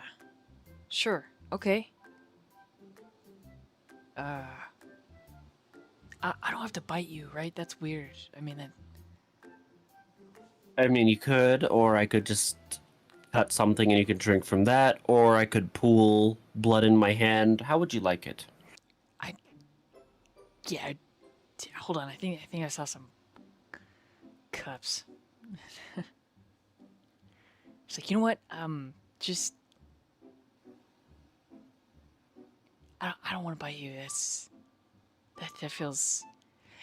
You know, in the party you guys were having, everybody was biting each other. Like that was crazy. That was really. He's rubbing his Yeah. palms on his jeans. That was like more than holding hands. Yeah, no, right. You're right. Yeah. She just kind of like, does like the awkward like rubs one of her arms with yeah. I hung out Plus, with you Peggy. know- We watched some old TV. Yeah. What did you watch? Like, she's somewhat interested. You know, like Xena and Supernatural and stuff like that. Scooby Doo, just old stuff. You guys were in there for a long time, So, doing way more than holding hands. right. Yeah. Mm-hmm. Sorry, going back to the what's Xena? Oh, yeah, warrior princess. Just, you know, yeah, and she's got the chakram that she throws. Is pretty crazy. Mori kind of tilts her head. No, I have no idea. I've never watched the TV. Oh, we should do that sometime. We should do that. There's some good old stuff there. Like Zero's got a collection of old stuff that's pretty. I guess you could just like maybe just prick your finger. Is that okay? I feel like that's a little weird too. Does it? Do I have to take a? Do I have to gulp or can I just or do I got slurp? Like I don't think there's a correct way to do it. However you'd like. I could just fill the glass if you found one. I didn't. I thought I saw a cup, but I remembered they were in the church with the little communion crackers. I ate a couple of those, but Right. I shouldn't have. Would you prefer a finger, or would you prefer if I just slit my wrist and you drank from that? Ow, Mori. Just prick your finger. What do you mean? Don't cut yourself. Let's not do that. Right. And she just pricks her finger. He just stares at it, and then You gotta drink. he blushes head to toe, Mori, And the kid is gonna have some fantasies. And he licks your finger and Lord. puts it in his mouth because you're a more attractive older woman. But he, yeah. When he pulls away, he is super blushing and clears his throat and is like, I guess this is a weird compliment. Things tasted good. So it's just gonna... Yeah, no, Mori turns away, like, a second, just a little bit flustered. Right. Anyways... So I just run now? And I'll go... No. You gotta feel it. The taste, whatever, focus on that. And just repeat after me. And she just like shows him how to use some celerity abilities. He sucks at it. So He that's okay. He tries to run fast, ends up like jumping, parkour, falls on his ass. You know. It's a new thing. You'll get used to it. Yeah. Don't give up. Yeah. Yeah. I'm gonna run fast. Yeah. And with the power, maybe you'll be able to save someone. Someone you care about, someone you couldn't live without. Yeah, you guys. And at that point, he like sits down on a probably park bench where you guys are good distance away from the church and looks up at the stars. You think it's all gonna work out, Mori? I imagine we're gonna a long time like this together, you know? I hope so. You know what's funny? I've felt more human as a vampire than I did when I was human. Oh, damn. I have a choice. I don't have to kill anyone. You know? Yeah.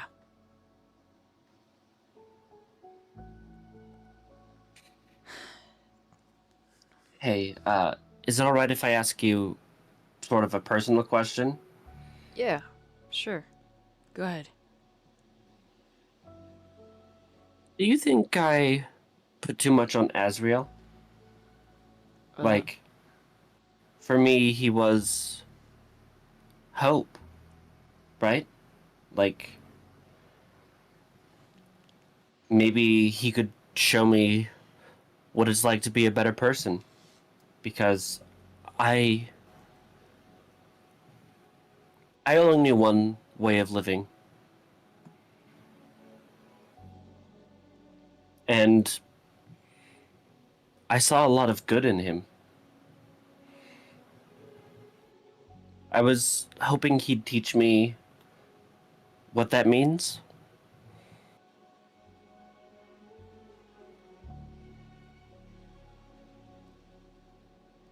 I mean, I'm not a relationship expert or anything, but from what I understand, you know, it goes both ways. You gotta give and you gotta take. I mean, having someone be your hope, that's a lot of pressure. I would not want a girlfriend that put that pressure on me. I would want a girlfriend that we looked for hope together, and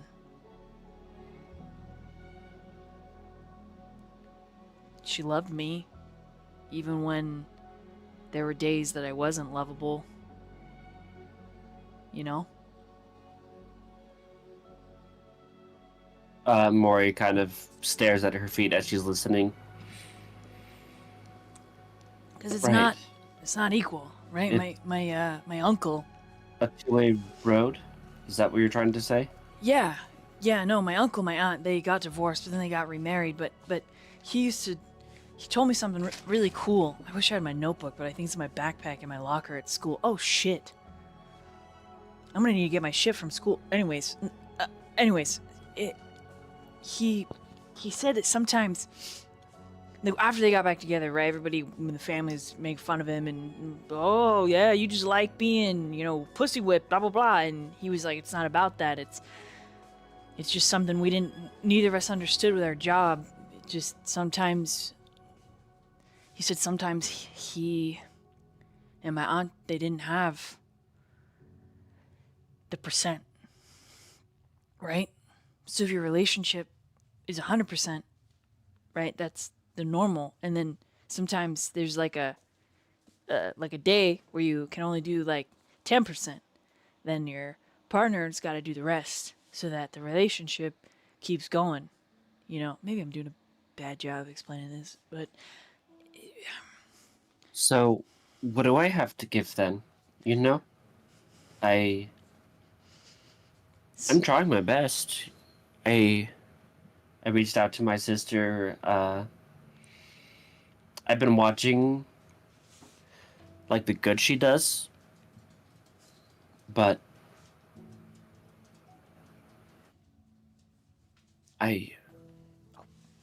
and she kind of goes silent after that for a couple of minutes.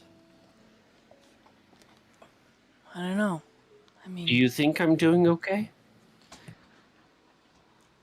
he lifts his shoulders. I'm not in the relationship. I don't know. I just know that sometimes your partner can only give you 30 and you got to make up the rest. So my uncle said sometimes they only had like 10% each. They had to figure it out so that they could make that higher percent to 100. I mean, only you can answer that with Azriel if you want to keep going or not, Like, no one can make that choice for you. If you're happy, you just gotta make your percent up. If he can't give you 100%, and you gotta give more. And if you can't give your percent, then he's gotta give more. That's it. It's just sometimes you have to love a little harder on the days your partner can't.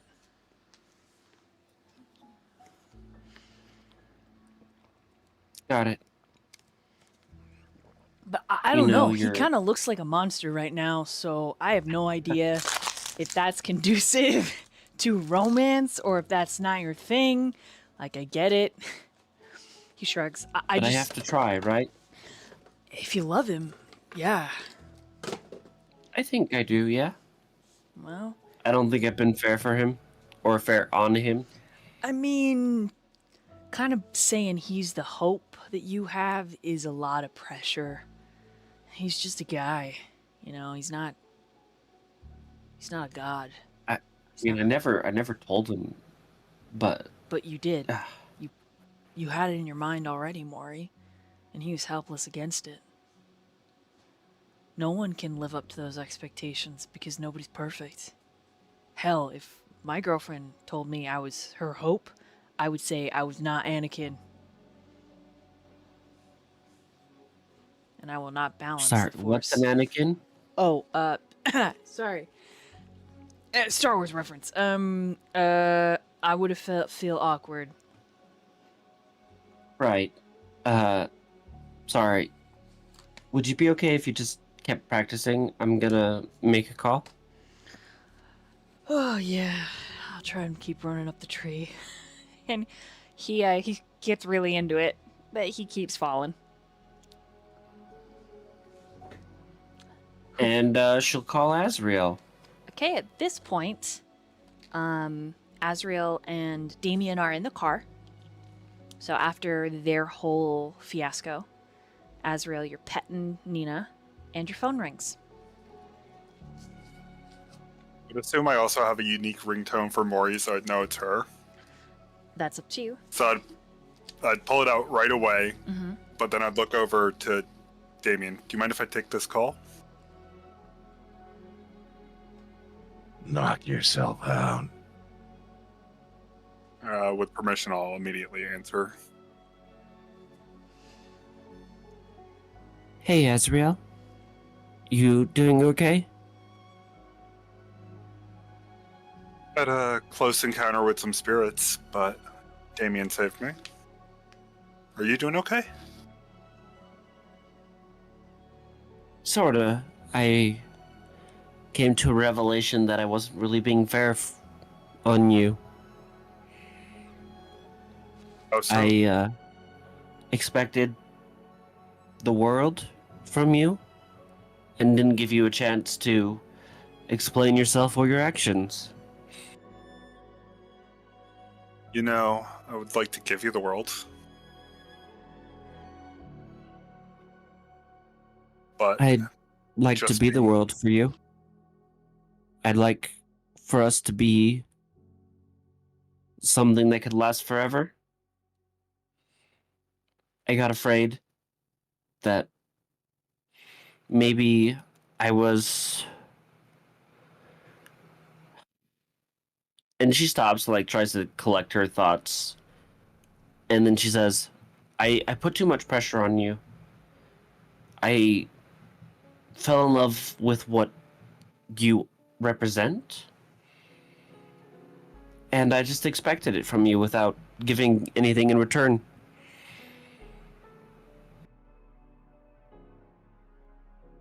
hey, I'm sorry. I miss you. I miss you too.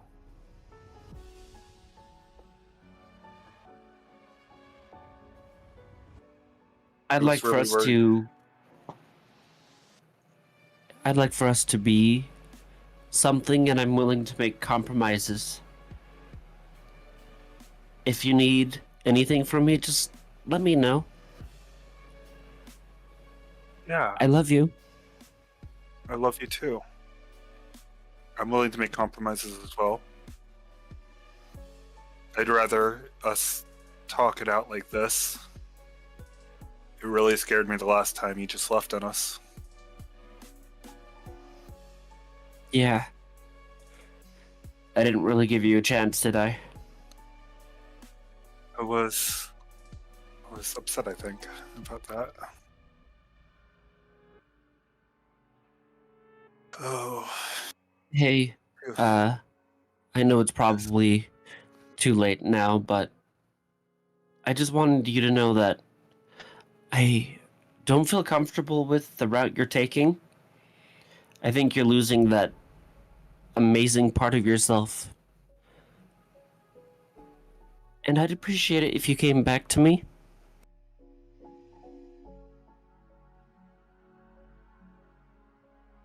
I'm trying to make compromises in order to be able to protect the pack.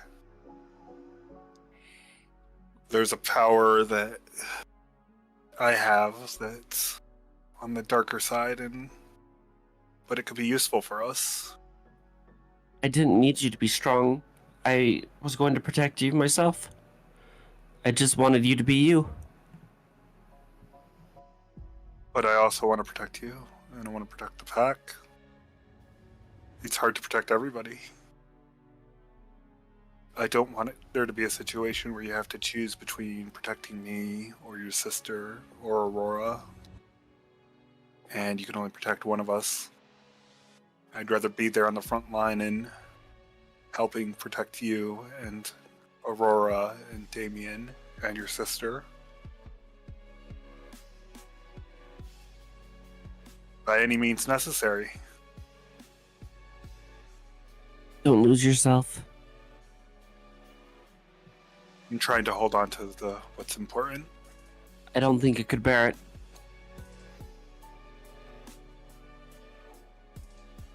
I could never would never want to hurt you again. I was so upset with myself after the first time I hurt you. You gotta tell me if I'm Right. hurting you.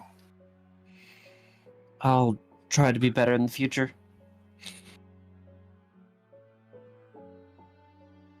I'll also try to be better. And with that, I think Mori says goodbye and ends the call. Okay. As you end the call, you hear this. Ah!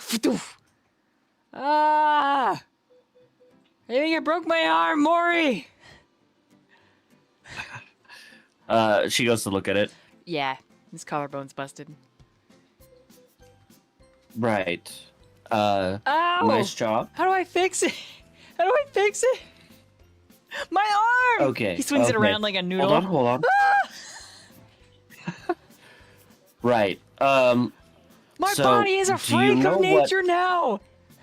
Why? Why? Why? Wiggle, wiggle, wiggle. I feel it, but I don't, Mori! I feel it, but I Do you want me to help you fix it? Yeah, he stops and his arm like. All right. We're just gonna hold this in place. Okay. Do you know what rousing the blood is? He blushes. Mori. Okay. Well, anyways, it's a process in which a kindred becomes more human. Maybe. Do you know what a blush of life is? Mori. He like looks at him, just like, what am I saying that's wrong? No, I don't. I don't know what those are. Right. Then I guess I'll start with the basics. And she'll just tell him about rousing the blood, a blush of life, and hopefully he'll figure it out and be able to use it so that he can fix what's broken. Okay. Ugh. Oh, he doesn't get hungrier, and his bone it like, and he's like, "Oh, it's weird, it's crazy, it's crazy," and he runs around in a circle for a second, laughing and kind of like shaking it off. And then he messages Damien and is like, "I just broke my arm, and then I mended it in the same crazy breath. I don't know, my body's crazy now." If I pulled my teeth out, could I grow them back? Damien, please answer. This is important. Is he saying that as he's texting? No, I think he's just texting it. Oh, too bad.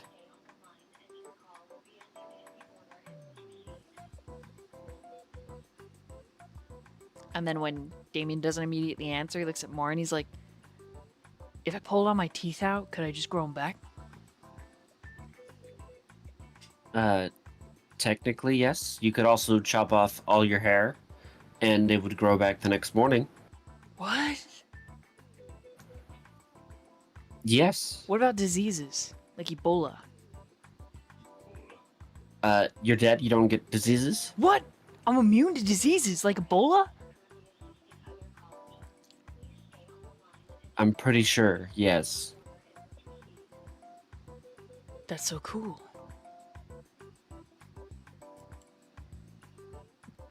Yep.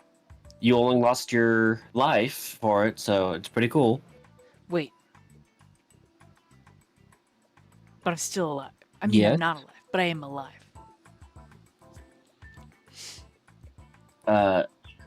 Technically, I guess you're in a state of undeath. What? I mean, it kinda. No, I'm. Man, this is You confusing. were a hunter, right? Hold on. You were a hunter, right? I mean. Yeah. I mean, yeah. Did you ever, like, I don't know, study the physiology? The word feels wrong in her mouth. Of, like, anything that you hunted? Okay, I'm gonna be honest. I wasn't really. I was kind of like an initiate. You know what I mean? Like I was kind of. Like I was. So, you were a baby.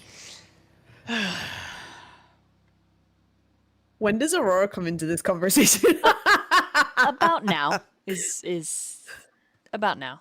When I hear it, when so I want to know like what at what point do we round out the corner and see them having this conversation? You see him kind of hopping back and forth, and he's like, "Yeah, I was I was an acolyte, you know, like I was an apprentice, like getting ready. I was earning my shield and sword, you know. I was a hunter. Yeah." Looks down, looks up. Okay. Mm-hmm. Right. Yeah. Yeah. No. We are technically dead.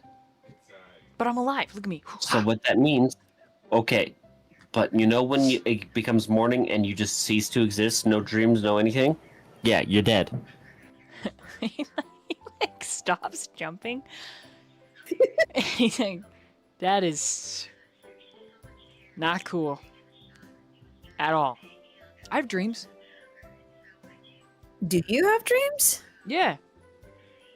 Have you had dreams since you died? Yeah. Wait, what? Is he When? lying? He's absolutely lying. All right, what were they about? Naked woman in a mirror. Like- that was a dream. Wait, what? What? Yeah. That was a. I don't know. No, that can't be possible. It's not possible for you to. Okay, what else? What happened in the dream? Was that it? Yeah, she was beckoning me. That's all. She was like, come into my mirror dimension, Robbie.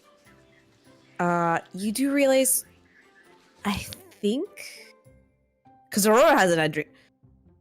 Maybe that was a vision. Do you have?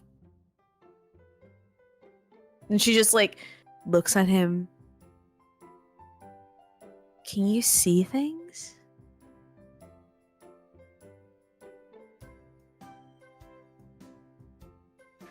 What do you mean?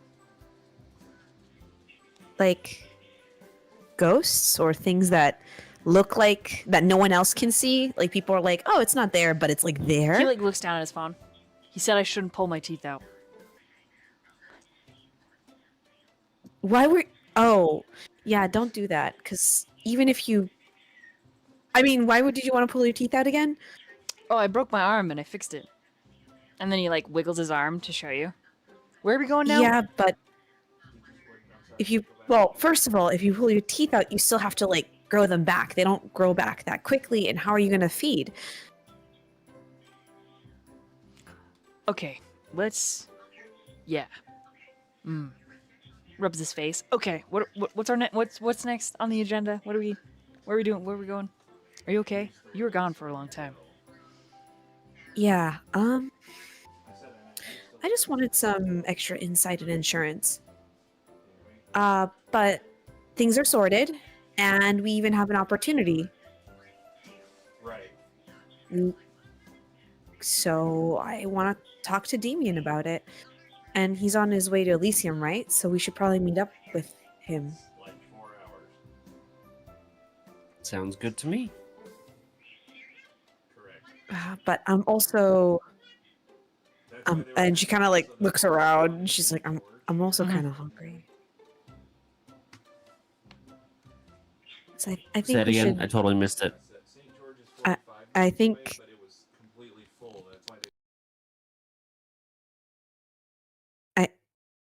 I'm a little hungry. And it feels different.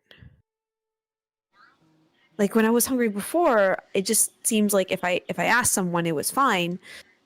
But now it feels like I need more, if that makes any sense. Robbie's like, yeah, that's why I had to rearrange the bathroom, I think. Like a freak. Because I had a freaky new. Would drinking from me help?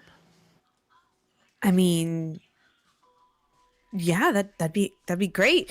But could She we, kind of like moves her hair to one side and but- just like offers her neck.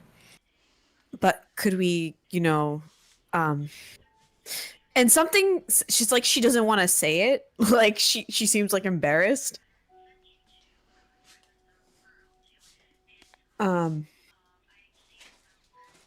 Oh, sorry. Am I being too forward? No. It's not that. It's just I kind of like I just need. I'm comfortable with who I am. I want more, and I think we're gonna need privacy for Robbie's that. like, okay, I'm gonna go to the bus stop. I'm Right. out. I'm leaving. I'm going. Come on, big guy. And he pushes Stone.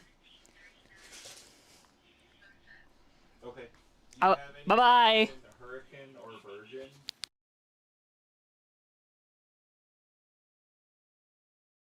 If that's all right with you. Of course it is. And she like puts her hand against like Aurora's face and like moves her hair back. And then kind of like puts her nose on like Aurora's nose, even though it's a little bit of a stretch. Yeah, I care Aurora deeply just for you. Aurora just looks so deep into Mori's eyes, and there is just this lust, and she just starts kissing Mori like deeply, as if it's the best drink of water she's had and all day. How many points of hunger do you? She would try to slake off one Okay. because they have stuff to do, but yeah, things get pretty. Let me look at You know- Mori's character sheet really fast. They get the spice. Spicy. Spicy, girl on girl spice. Let's go. Mori's very happy about this. Okay, She's so you very Oh, yeah. you Aurora's actually like, slake 2 points of real happy. hunger with 1 point of Yes. hunger feeding from Mori, but Mori's hunger goes up by 1. Yeah, that's what ends up happening. Will do. And by the time you get to the bus station, Robbie's like playing games on his phone.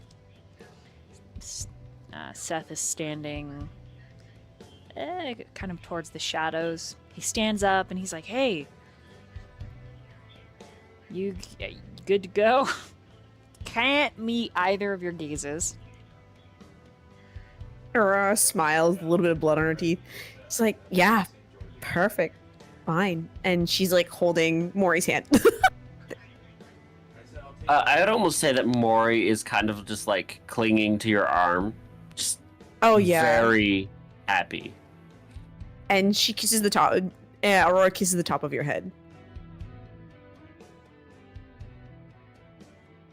Like, just like kisses the top of your head, kisses your forehead, kisses your cheek. All right. And we meanwhile there, as you guys are finally headed to Elysium, to Damien and Azriel. Elysium is a network of buildings interconnected over a city block. The entrance is a sleek office building done with mirrored black windows, and it opens into a 5-star hotel-like lobby. At the concierge desk is a ghoul that you recognize as one and recognizes you as Kindred if you choose to go in the front.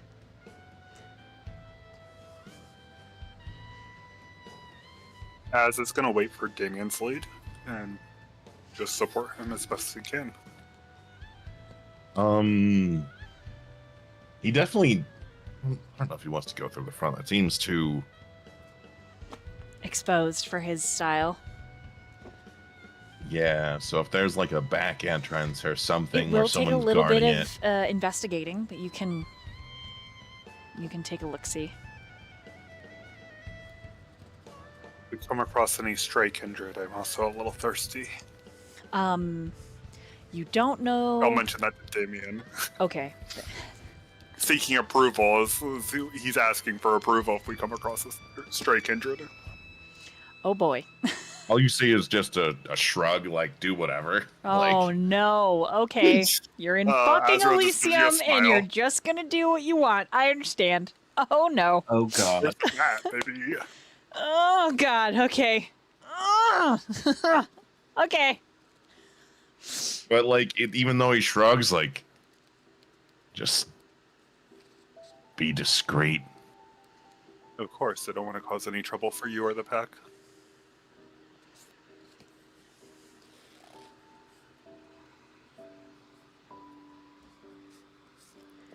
Lord. Okay, roll investigation and awareness.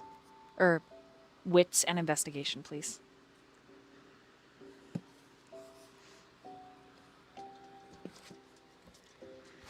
It's an investigation. Do I have anything in investigation? Oh Lord. No, it's the same as. I messy crit with a skull for 3.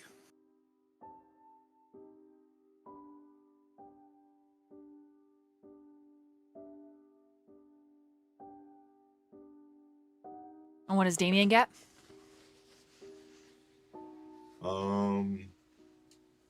I also get 3. You do not find another entrance. There's just gonna be a reluctant sigh, and he's gonna look at Mia. I guess the front. So you come to that well, it's a sleek. It's not overly loaded with riches and dripping chandeliers. It's a sleek, modern lobby. And the ghoul grins at the both of you. What can I do for you today, Your Grace?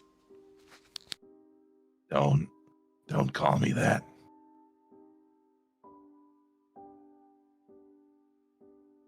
My I'm apologies. here to meet your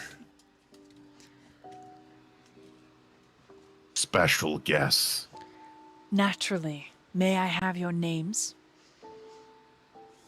I go by Artemis, and she goes by...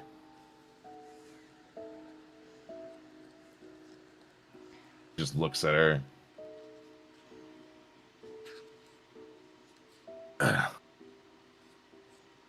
Do you really need her name? Is that necessary? This is- Or is this like logging us? Indeed, names are required, especially for new faces in our fair city. Right, so they gotta abide by a set of rules. Naturally, keeps our community healthy and safe. She goes by Nina. And you're referring to Mia? Mm-hmm. Nice, giving Nina's name. Nina is out in the car, by the way, with Fenrir, watching the goods and growling at anyone that gets within like 20 feet. So. Okay. And you, Your Grace. Looking at Azriel. Az looks to Damien, like, questioningly, like, if you want them to give, like, just some different name as well. He just shrugs again.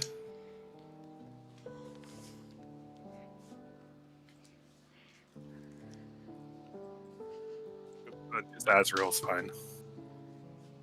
Artemis, Azriel, and Nina. I've noted you down. We've seen your faces. Please, come. Let me introduce you. And he leads you. As the conjurer steps so away, what- another conjurer steps up. So before we meet whomever, do I need a second sheet for this? For... What do you mean? Because I know we discussed a while ago to have a special someone from another chronicle to be there. And you said it was cool. Yes. Technically, yes. All right, I'll open it. Yeah. Oh boy. Yeah, technically. Because you're going to be rubbing shoulders for a little while.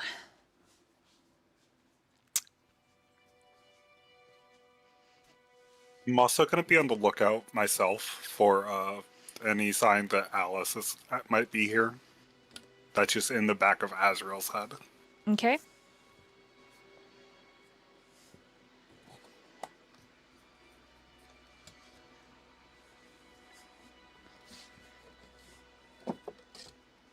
As you're moving, you're led to a elevator that goes down.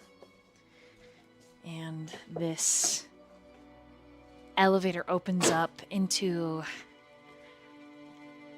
like a cubicled area where there seems to be business also being conducted. But in the back of this area, there is like an old school smoke room from like the 1800s, right? Dark leather, chuckling gentlemen, drinks that are clearly not drinks, if you catch my drift. There is a few interesting characters. And they eye you with interest. And then you basically, like an 18th century ball, I present to you, your graces, a Sir Artemis and his grace Azriel and their retainer Nina. And then the ghoul bows and, please, enjoy. And leaves the two of you in this gentleman-styled smoking lounge.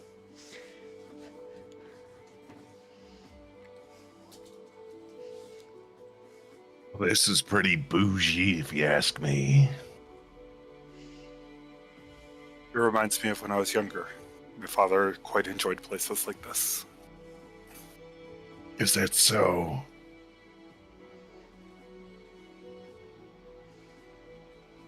Yes. Like, a summer home or something like that? Or just Mm-hmm. sounds nice. I grew up a little bit on the privileged side, I would say. I imagine affluence is always nice to have, so that's pretty rad, I guess. It was Just, quite a blessing. Just a middle-class town This in is everything I America, could pretty think of. much. While I've been working.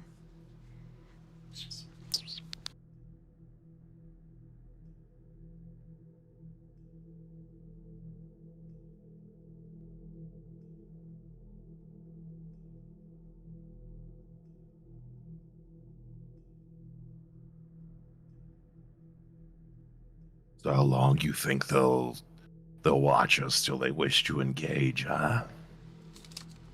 You know how they like to play it. Take their time. Wait, the older ones will probably wait for one of the younger ones to approach us first. Azriel will say that loud enough so everybody can hear too.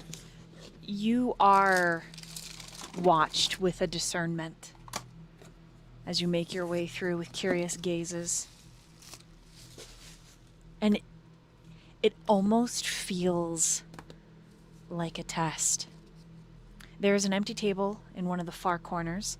There's an empty corner of the bar. There's a pool table that's empty. Everything else has occupants. There is a very tall, bald woman watching you, and she's sitting, lounging, and on either side is a very pretty petite man. This woman is probably well over 6 feet. And while watching the two of you move, she leans over and bites the neck of one of these pretty men that she has on her side. Where do the two of you choose to linger or move? What were the two empty options again? There's a pool table that's empty. There's a corner of a bar that's empty, a big round. There is a table in the far corner that's empty as well. Damien's eyes will kind of light up by the pool table, but then I'll look at Azriel. It's like we got a couple of options here. What are you thinking? What do you think of the pool table? I saw you notice that. I mean, I don't. Yeah. I'm partial. You ever play billiards? I was pretty decent at it. Why don't we have a game and see if we can attract any interest? I'm definitely cool with that. He looks Will at just give you a smile. he looks at Mia. Remember all those late night games with everyone?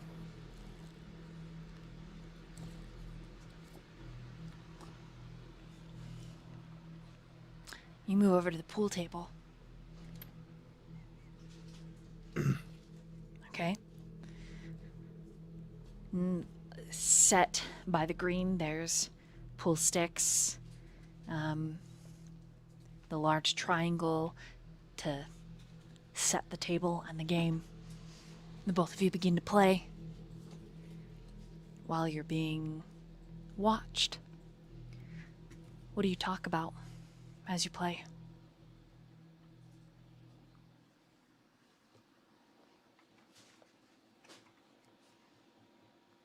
Takes me back to simpler times, if anything.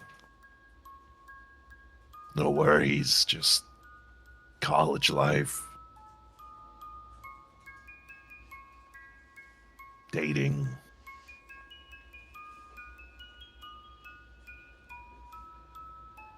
And meeting this one, and he just kind of nudges Mia.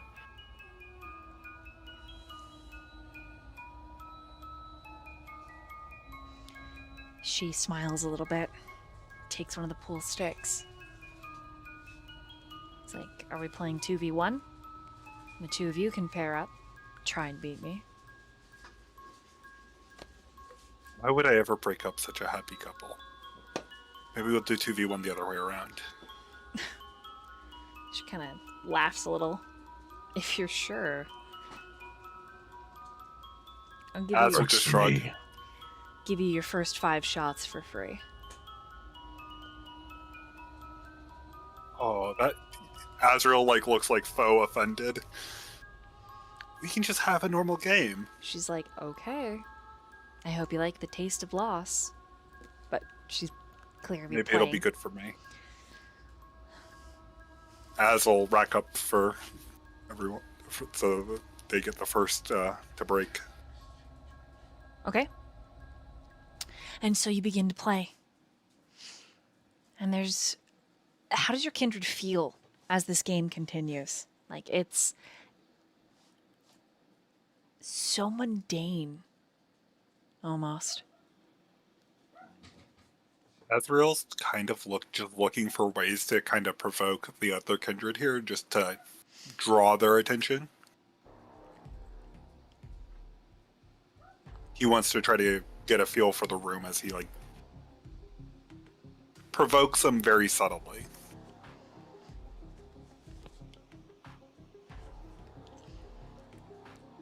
Testing the limits and just experimenting with the room. I would say for Damien, it's more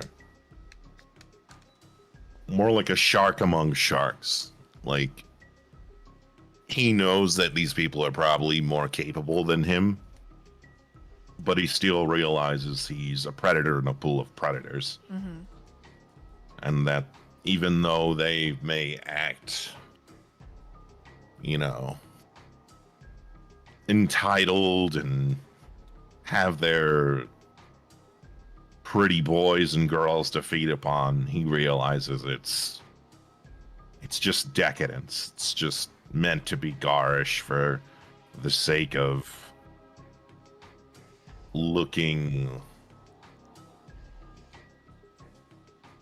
the sake of having status, which Damien has no status. To them, he's dirt. He's dirt in a very nice, pretty bowl. He's garbage. And they wouldn't look at him even if they did, but he realizes that they're all sizing him up and he's doing the same.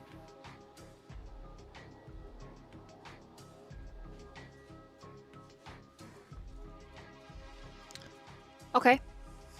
So to play the game, I need both of you just to roll d10s. All right.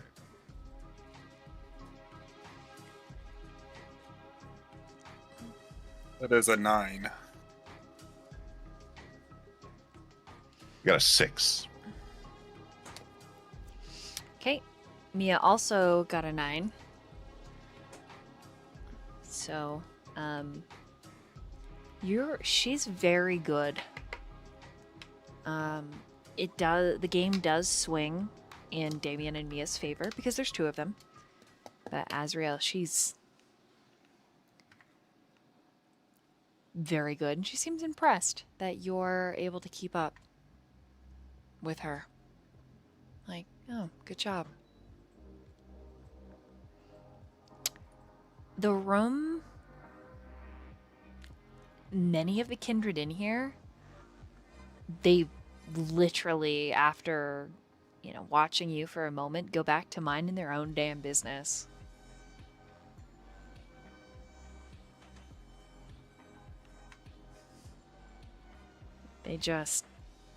They seem preoccupied. Even that really tall, bald woman, very preoccupied, having their own conversations, doing their own business or not business, relaxing even. There is one kindred at the bar who is just slamming shots of blood. He looks dirty. He's wearing a trench coat. His hair is a mess. He smells a little bit like the street.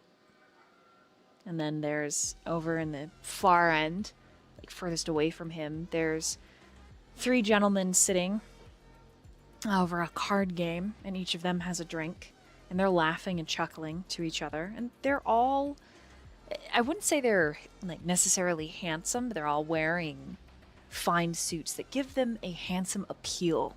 They look like businessmen. And then there is a child, probably 10 to 12 years old, a little girl that looks like a doll, seated in the corner opposite of the businessmen, and her ghouls are seated on the floor around her, and she's drawing.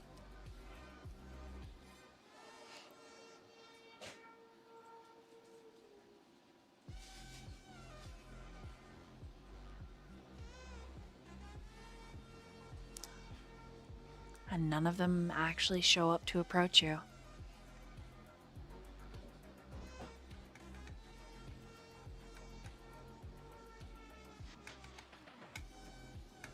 You guys play 2 or 3 games where it's consistently neck and neck between Mia and Azriel.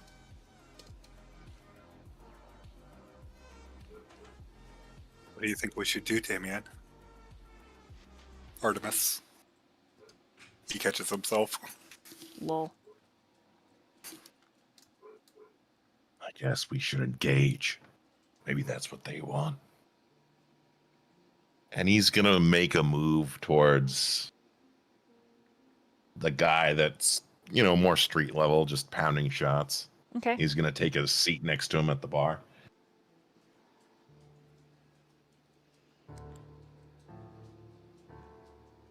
When you sit next to him, he gets up and he moves away.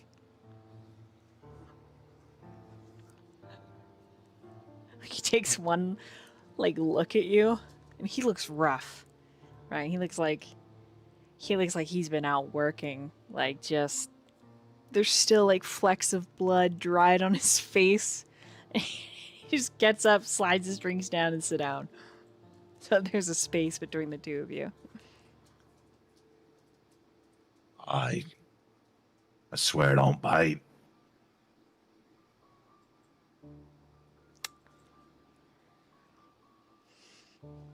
It makes you a liar. We all bite. And he throws another shot back and calls for another one. Well, I don't think you're my type, pal.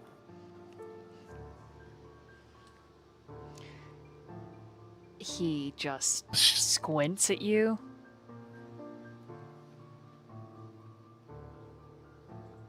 Did not realize you are coming onto me.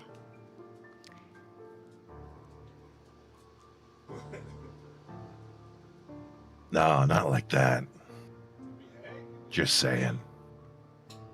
Definitely not the type I would like to feast upon in a place like this. There seems to be enough prey to do that with, willing or unwilling. Ask your questions so I can get back to my silence, please. I just want to know when I get to meet the jerk-offs that run this establishment. So long as you consider them jerk-offs, probably never.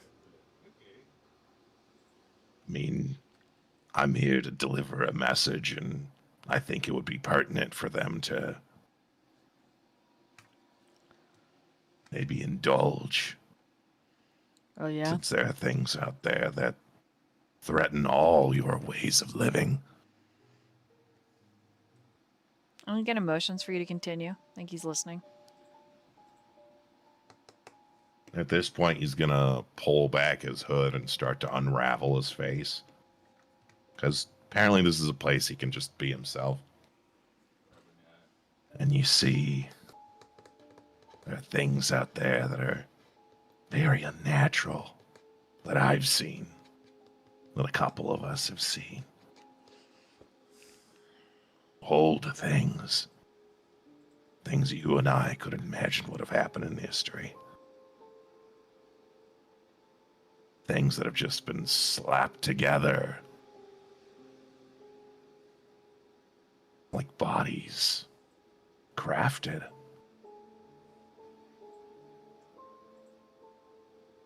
Of flesh and blood. Word lurking, dude. He's squinting. Never seen anything like that. Squinting at you now. Maybe a time or two.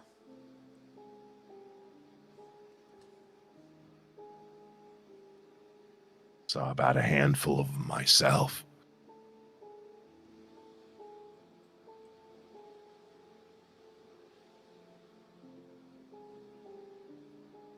But had a sire at a point who was probably older than anyone here.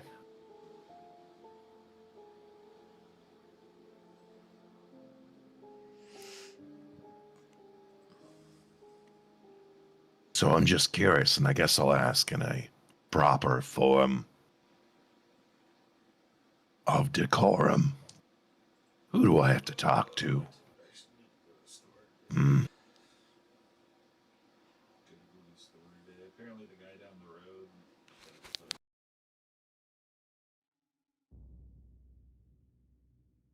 He kind of shifts a little bit. It's run by a group. He says, "Oh, I can't get into the doctor until the 16th." So But I suppose it depends on what exactly you have. If you have something. Because otherwise, you're just delivering a message. Hmm? Oh, I have something. You know, those slapped together things of flesh and blood, covered in a tarp in the bed of a truck. And he kind of makes a grossed out look. And he taps on the bar 3 times.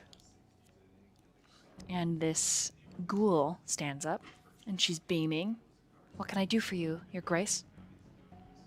And, what languages does Damien speak? He speaks a couple. He speaks. See.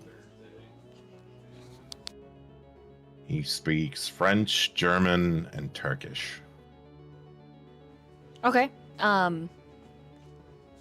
So in German, essentially,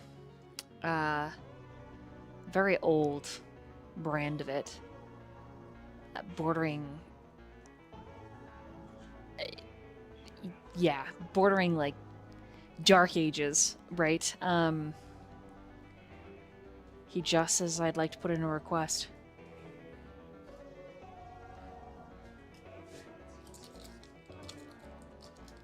Yep. And then she answers in the same language, which Damien, for the most part, understands. And then he grins at you. Says, I look forward to seeing the fruits of your meeting. I'm going to go back to silently drinking now.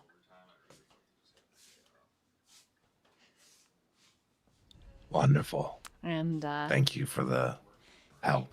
he nods. And he just continues. He throws a couple more back.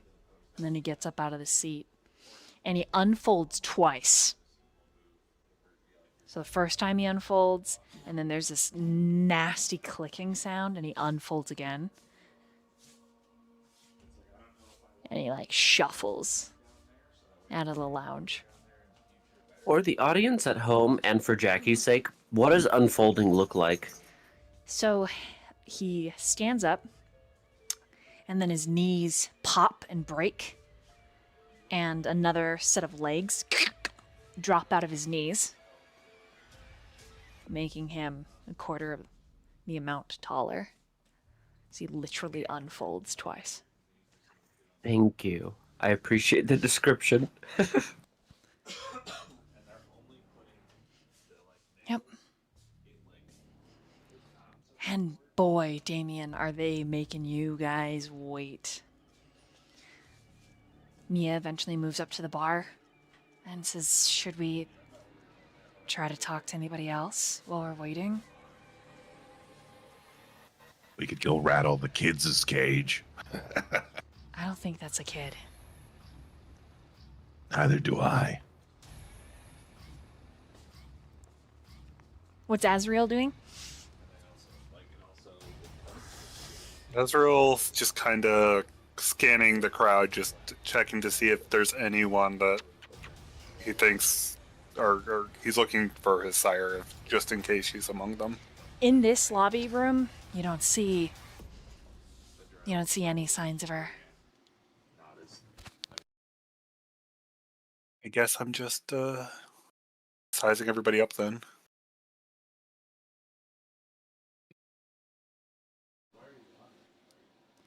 Sticking close enough to Artemis. Okay.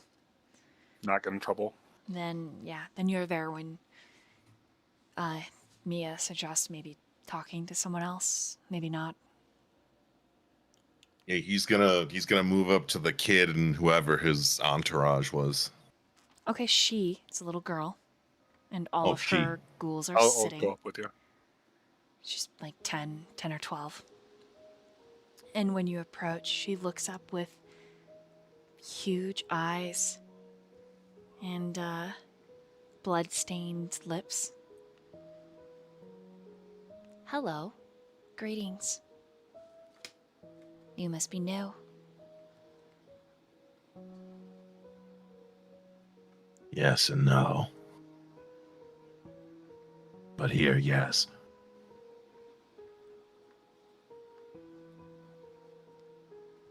Then it's very good to meet you. Huh. You're the first one to not treat me like I'm a pile of dirt.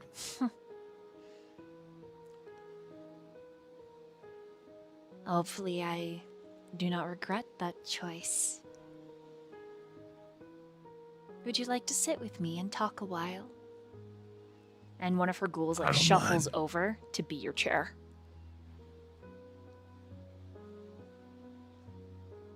He's just gonna sit on the ghoul. Okay, she's sitting on her own, and then, two more shuffle over for... Well, one more. She does not offer a seat to your ghoul. I'll accept the chair. Okay. So what brings you to our city? Are you living here now? Just visiting? Been living here a while. Been doing some investigative work, and I have some things that I think the group that runs this establishment would be interested in. Oh. How kind of you to bring such information to our doors.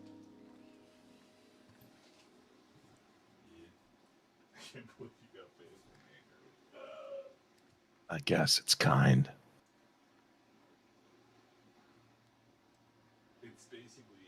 Although kindness of a kindred is fleeting. Doesn't really exist, does it? I disagree. Kindness is favors, is it not? An exchange of sorts between two honorable parties that keep their word.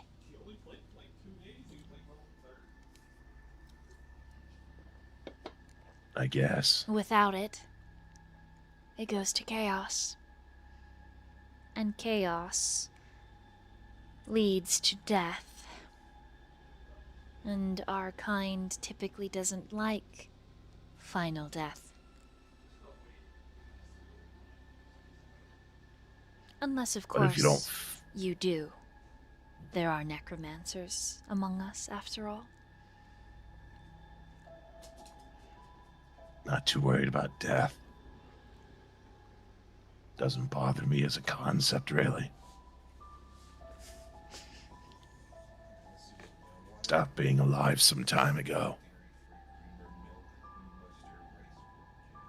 But as a new acquaintance once said, a dance is always fun, with a little bit of chaos. I disagree.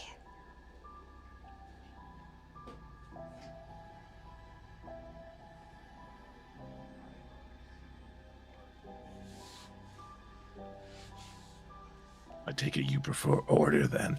Balance. Most assuredly. We would not exist otherwise. And out of her teacup,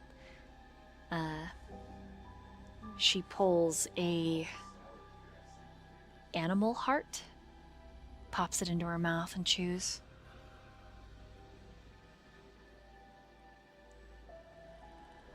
And she snaps her fingers, and one of her ghouls straightens and pours both of you a cup of blood.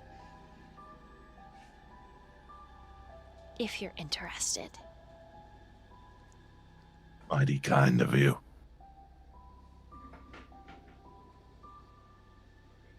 I'll take the cup.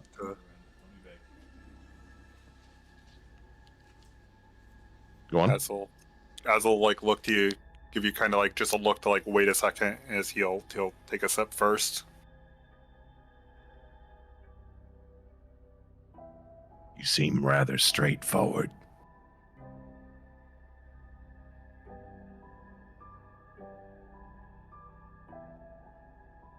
It never hurts to check. Meeting strangers for the first time and all.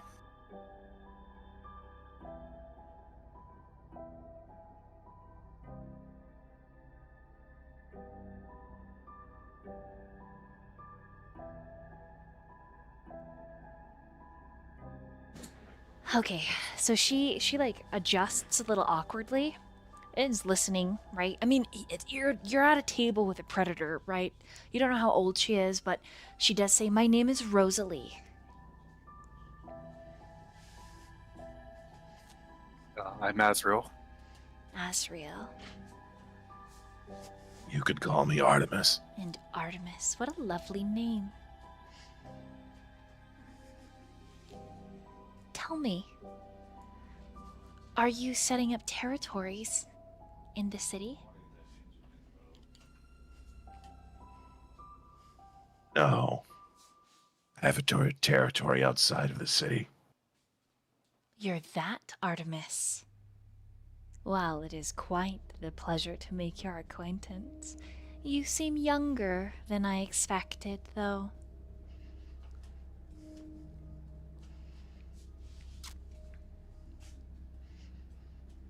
What happens when a fool tries diablerie? She gasped a little. That is taboo, most forbidden in our laws. Typically, the conclave would call for a hunt. Though there is the matter of your right in your territory. There are accidents, after all. But a trial would be held.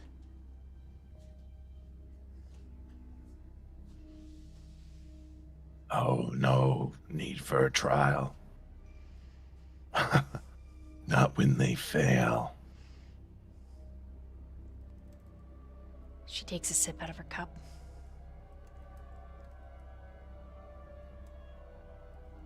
That taboo could be considered quite the threat to those who lead our city currently.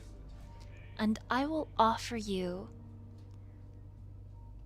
as your elder, a word of advice. There is an old kindred visiting our fair city, and he does not take kindly to those who brazenly dissuade the rules. There is a beloved nickname that trails behind him where'er he goes. I consider it crude, to be honest. But he is known as the Butcher.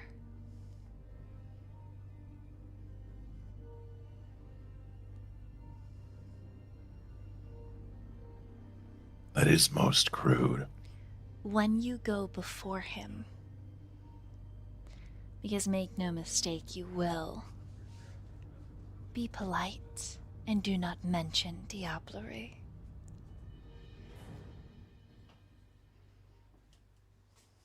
We'll take your counsel. Thank you very much. She kind of gives you a little giggle. Of course. Naturally. As the eldest kindred at the table, it is my duty.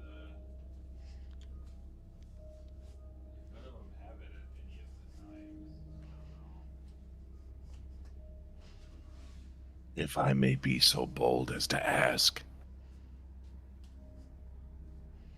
what is this butcher like? He's quite handsome. Very charming.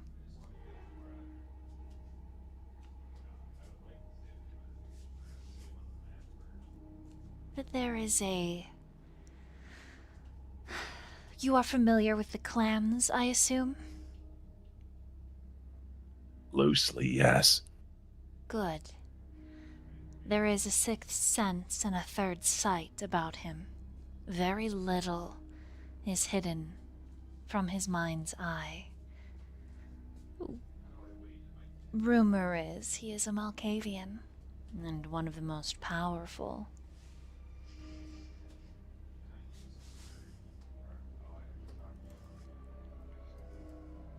Interesting.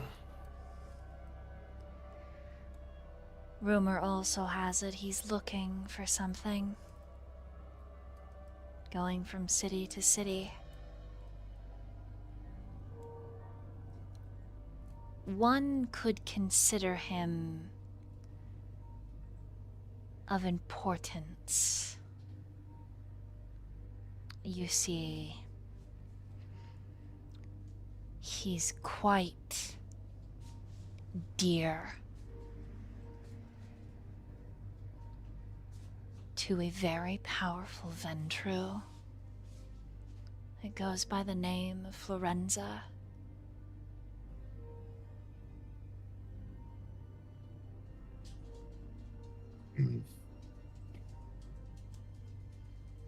But like you, he has a pet. Very beautiful indeed. And her eyes kind of finally cut towards Mia, who's pulled up a chair, but is not at the table. She's just kind of sitting near you on guard. Your pet is gorgeous. I can tell you care for her a great deal. It matters not of the two of you whom she belongs to, I can guess. I am merely complimenting you on your most generous grooming. Mia, like, almost gags. Like,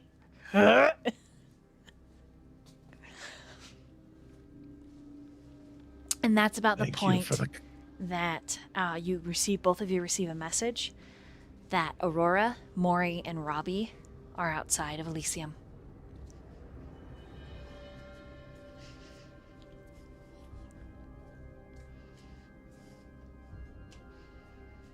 He looks at the child again. Perhaps you could come to one of my balls. It would be most exciting to see you dressed up in my century's fashion. Would you like an invitation?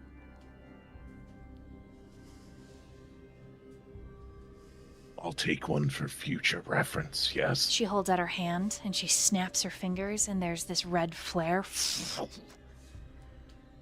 And this envelope, black and sleek, appears. For you and any friends or pets you may wish to bring. But please, be sure to send this in. And RSVP. I would hate not to have enough gifts for any surprise guests. You understand. Of course.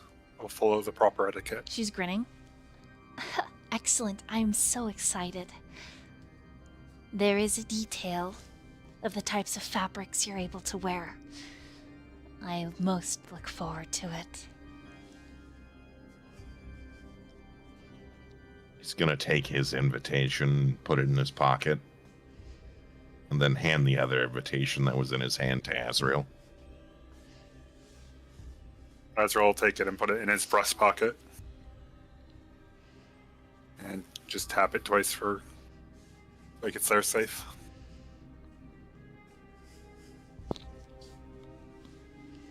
Thank you once again for your hospitality. Of course. Naturally. It is only through community that we continue to prosper. To move forward as a species. To not be swallowed by the dark. You must adhere to the light. And I she think that's a beautiful sentiment. pulls out another little animal heart out of her cup and eats it. Hmm. He's going to just like swig his drink. It's got little heart boba bubbles at the bottom. It's terrible, but I mean, actually tastes really good to you, but it's chunky. It's meaty. Azriel will also finish downing the drink politely. And that's at that point, unless there's anything special for Aurora and Mori, beyond like the names that you give the concierge, you're brought into this same lounge.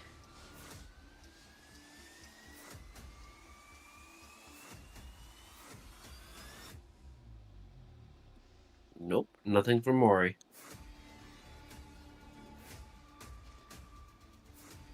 Nothing. Yeah, I can't think of anything for Aurora. Okay, As well. then the two of you are I ushered in. will say, Mori is 100% visible. Okay. Robbie gives the name Dynamite. Oh God. He returns. He returns Just- from Soul Jammer. I just love that. I like to think that Mori and Aurora and Stone just like slow look at Robbie. Slow turn. Yeah, that's my name. Question for my reference: is Mori and Aurora like still like connected when they come in? I think Mori would have taken more of a like a protective stance, not necessarily like the cuddling, definitely cuddled the entire car drive, though. Yeah, I think Aurora would have you would see, I would say Azriel would see like Aurora let go of Mori's hand at the very, like as soon as they see them. Like they see before like Aurora notices you guys, you just notice her like as they come into the room, like just let go hands. Azriel definitely is going to be glaring at you then. Woof. Okay. So the four of you gather. I'm assuming you move away from Rosalie's table Mm-hmm. and you maybe go to the table in the corner that's empty so that all of you can converge there. You have a moment to role play if you would like. Also notice Az is not a horrifying monster anymore. He looks a little chill. Little Bing Chilling. Yeah. Yeah, Aurora will be like, wow. Wow. Yeah. Aurora will be like, wow, you look good. Just smiles at you. Nothing's really changed. Aurora just gives him a look like, I did heal up from you clawing the shit out of me. Aurora glares at him from that. Well deserved. And I would do it again. Mori was about to say something, but when like Azriel brought up like the claws, she just kind of like winces and she doesn't sit at the table. She stands like in front of the table, just like as a precautionary, we'll take a bullet for someone, sort of thing. Yeah. And she says, and Aurora says just up front, I don't take kindly to people doing things, people that I supposedly trust, behind my back, especially if they might hurt someone I care about. Do you trust me? I did. I will admit I was in the wrong for trying to go behind your back. I should have just explained it. Well, okay. I appreciate that. And Aurora relaxes a little bit. Azriel is still glaring at Aurora. Like he wants to say something more, but he doesn't. Aurora's wants just to like go looking at him like, deeper- what? And then deeper Aurora just into says, is... Alright. I don't know if this is the time to talk about all Unfortunately, of... it is not the time. We can talk about it later. Mm-hmm. Like, what's And, going on? Everyone's crazy. Why are the two people I care about fighting? Oh no. Damien's just like looking at Robbie the whole time, like, what did you do? Like, I know what you did, but I want to hear it in your words. Oh my god, he's looking at the ground. He's like, I'm so guilty. I'm a bad boy. I ruined everything. But, you know, just So, that awkward young kid, like, God, I'm so sorry. I fucked everything up. Is Robbie standing or sitting? He's sitting. Oh, he's sitting. Yeah. Okay. Oh So, yeah, Aurora- no. Sorry. Mori So- would have told Damien just like the lowdown of what the priest did. I understand that Robbie probably already sent it, but she's making sure that he gets the information. It's like the priest, the bishop, was very kind overall and started explaining the laws of being a kindred. As far as I could tell, nothing was done maliciously, and we couldn't have hoped for a better outcome. Yeah, I handled it. And don't worry about it. We ran into Fenrir and his girlfriend. They're out with my truck. I just thought you should His know. kin. They're not kin. They're related. Wait. Azriel could get it wrong. Oh, okay. All right, that's fine. Oh, thank God. She's not here to correct him, don't worry. Yeah. Okay. Yeah. So like yeah, and Aurora just breathes a sigh of relief. Oh, thank God. I was really worried about him. I'm glad that he's okay, and I'm glad that Nina's okay too. I really Oh, care a lot Nina's about so them. much more than what we thought she was. You Well, probably she's shouldn't go into detail of that here. she's No, definitely. we'll talk about it afterwards. Oh, I mean, But it was we important should- to bring up for the rest of us. Well, I mean, she's pregnant, and she's a pregnant dog, and I know that's a lot for people. He just gives Aurora a look and like, She is much more than a dog. Aurora looks worried, but she doesn't say anything. Now is not the time nor the place. And Aurora assesses the room. And does she see the same people and the same places? Mm-hmm. Who's listening into their conversation? Doesn't look like any of them, but they probably all are. Okay.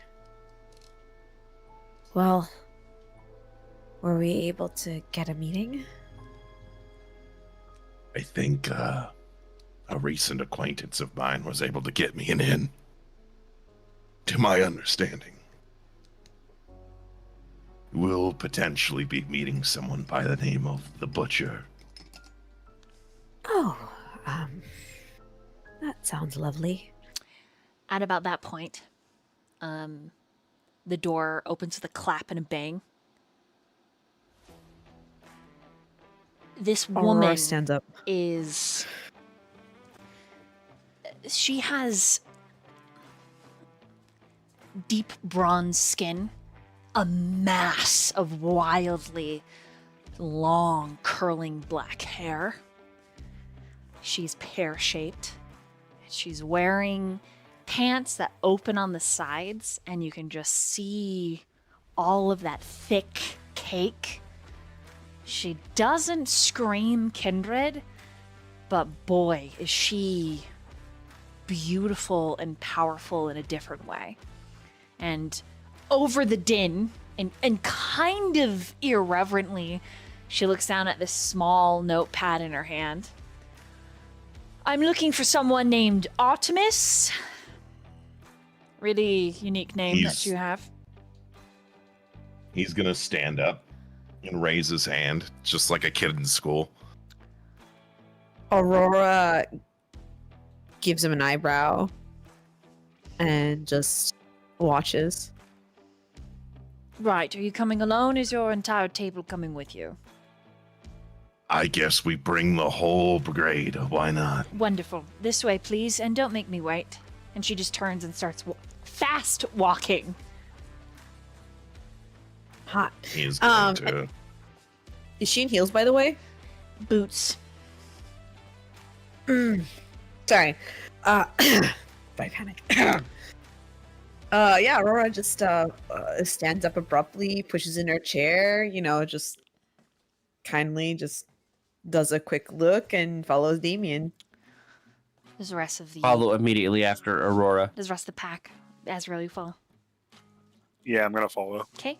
Robbie also follows. Mia follows. This woman walks like a Korean MMO character, but you don't think she's doing it on purpose. She's just shaped that way.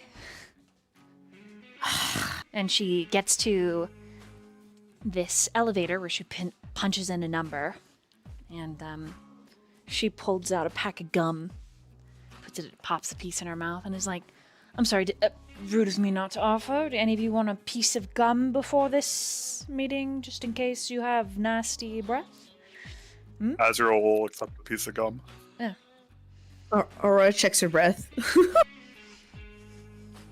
And does her breath smell like blood or anything? Yeah. Okay, yeah, she takes the piece of gum and she says thank you. You're welcome. It's a pet peeve of mine, having these long, drawn-out verbal meetings, and people smell like ass. All right, pile in, you're all friends. And she presses in a button. Beep, beep, beep, beep, beep, beep, beep. There's a ghoul that's like, Madame, Madame. She's like, sorry, don't need your help. And when she holds up her hand, there's this huge diamond on the ring finger. Massive diamond. She's like, sorry, I know the way, don't need your help. Goodbye. Wow. Wow. Your ring is that's a big diamond. I That's know. amazing. I'm a treasure. Yeah. Wow. It's just that's all she can say. She's like so stunned into like this person, this beautiful person is just so much bigger than life, and Aurora is in awe and admiration. So, the lot of you have a flesh amalgamation in your truck? That is correct. I went and yes. checked, I know. But, how did you come upon that? Did you make it yourself?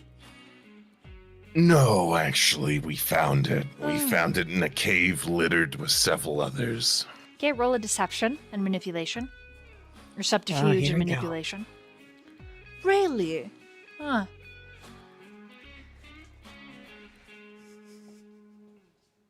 Okay, what is my manipulation and my subterfuge? Wonderful.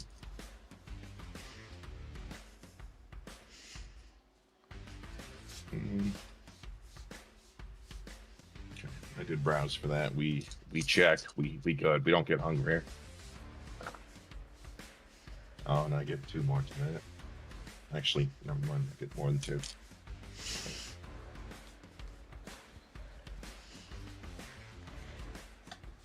All right. You could always browse. I did. Perfect.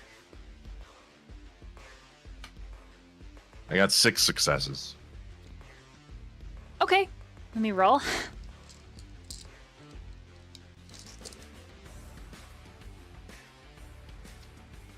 Oh, you barely beat her. She believes you. Right. Curious how you managed to subdue that. The elevator dings, and there's another woman who looks very similar to the one in the elevator with you. And she says, this is my sister. And her sister says, greetings. And the two of them are both very similarly shaped, but the one in the elevator is wearing clothes to accentuate, where the other sister is wearing a more muted style of modest dress. She's quite pretty still. And they lead you to another set of doors that open into darkness. But before the doors get fully open, she turns and says, "Oh, I'm being incredibly rude. I'm sorry. Could I get all of your names? I know I have Artemis Azriel, but I didn't stop at the concierge for the rest of you."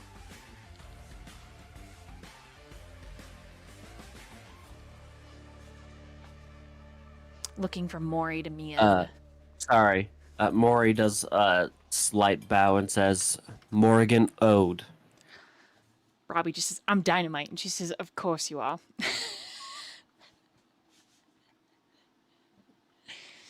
You may call me Aurora, ma'am. Right. And with a large smile, she says, "Well, my name is Brooklyn, and this is my sister Chansey." And we're gonna end there for tonight. Woo! Damn. Oh God.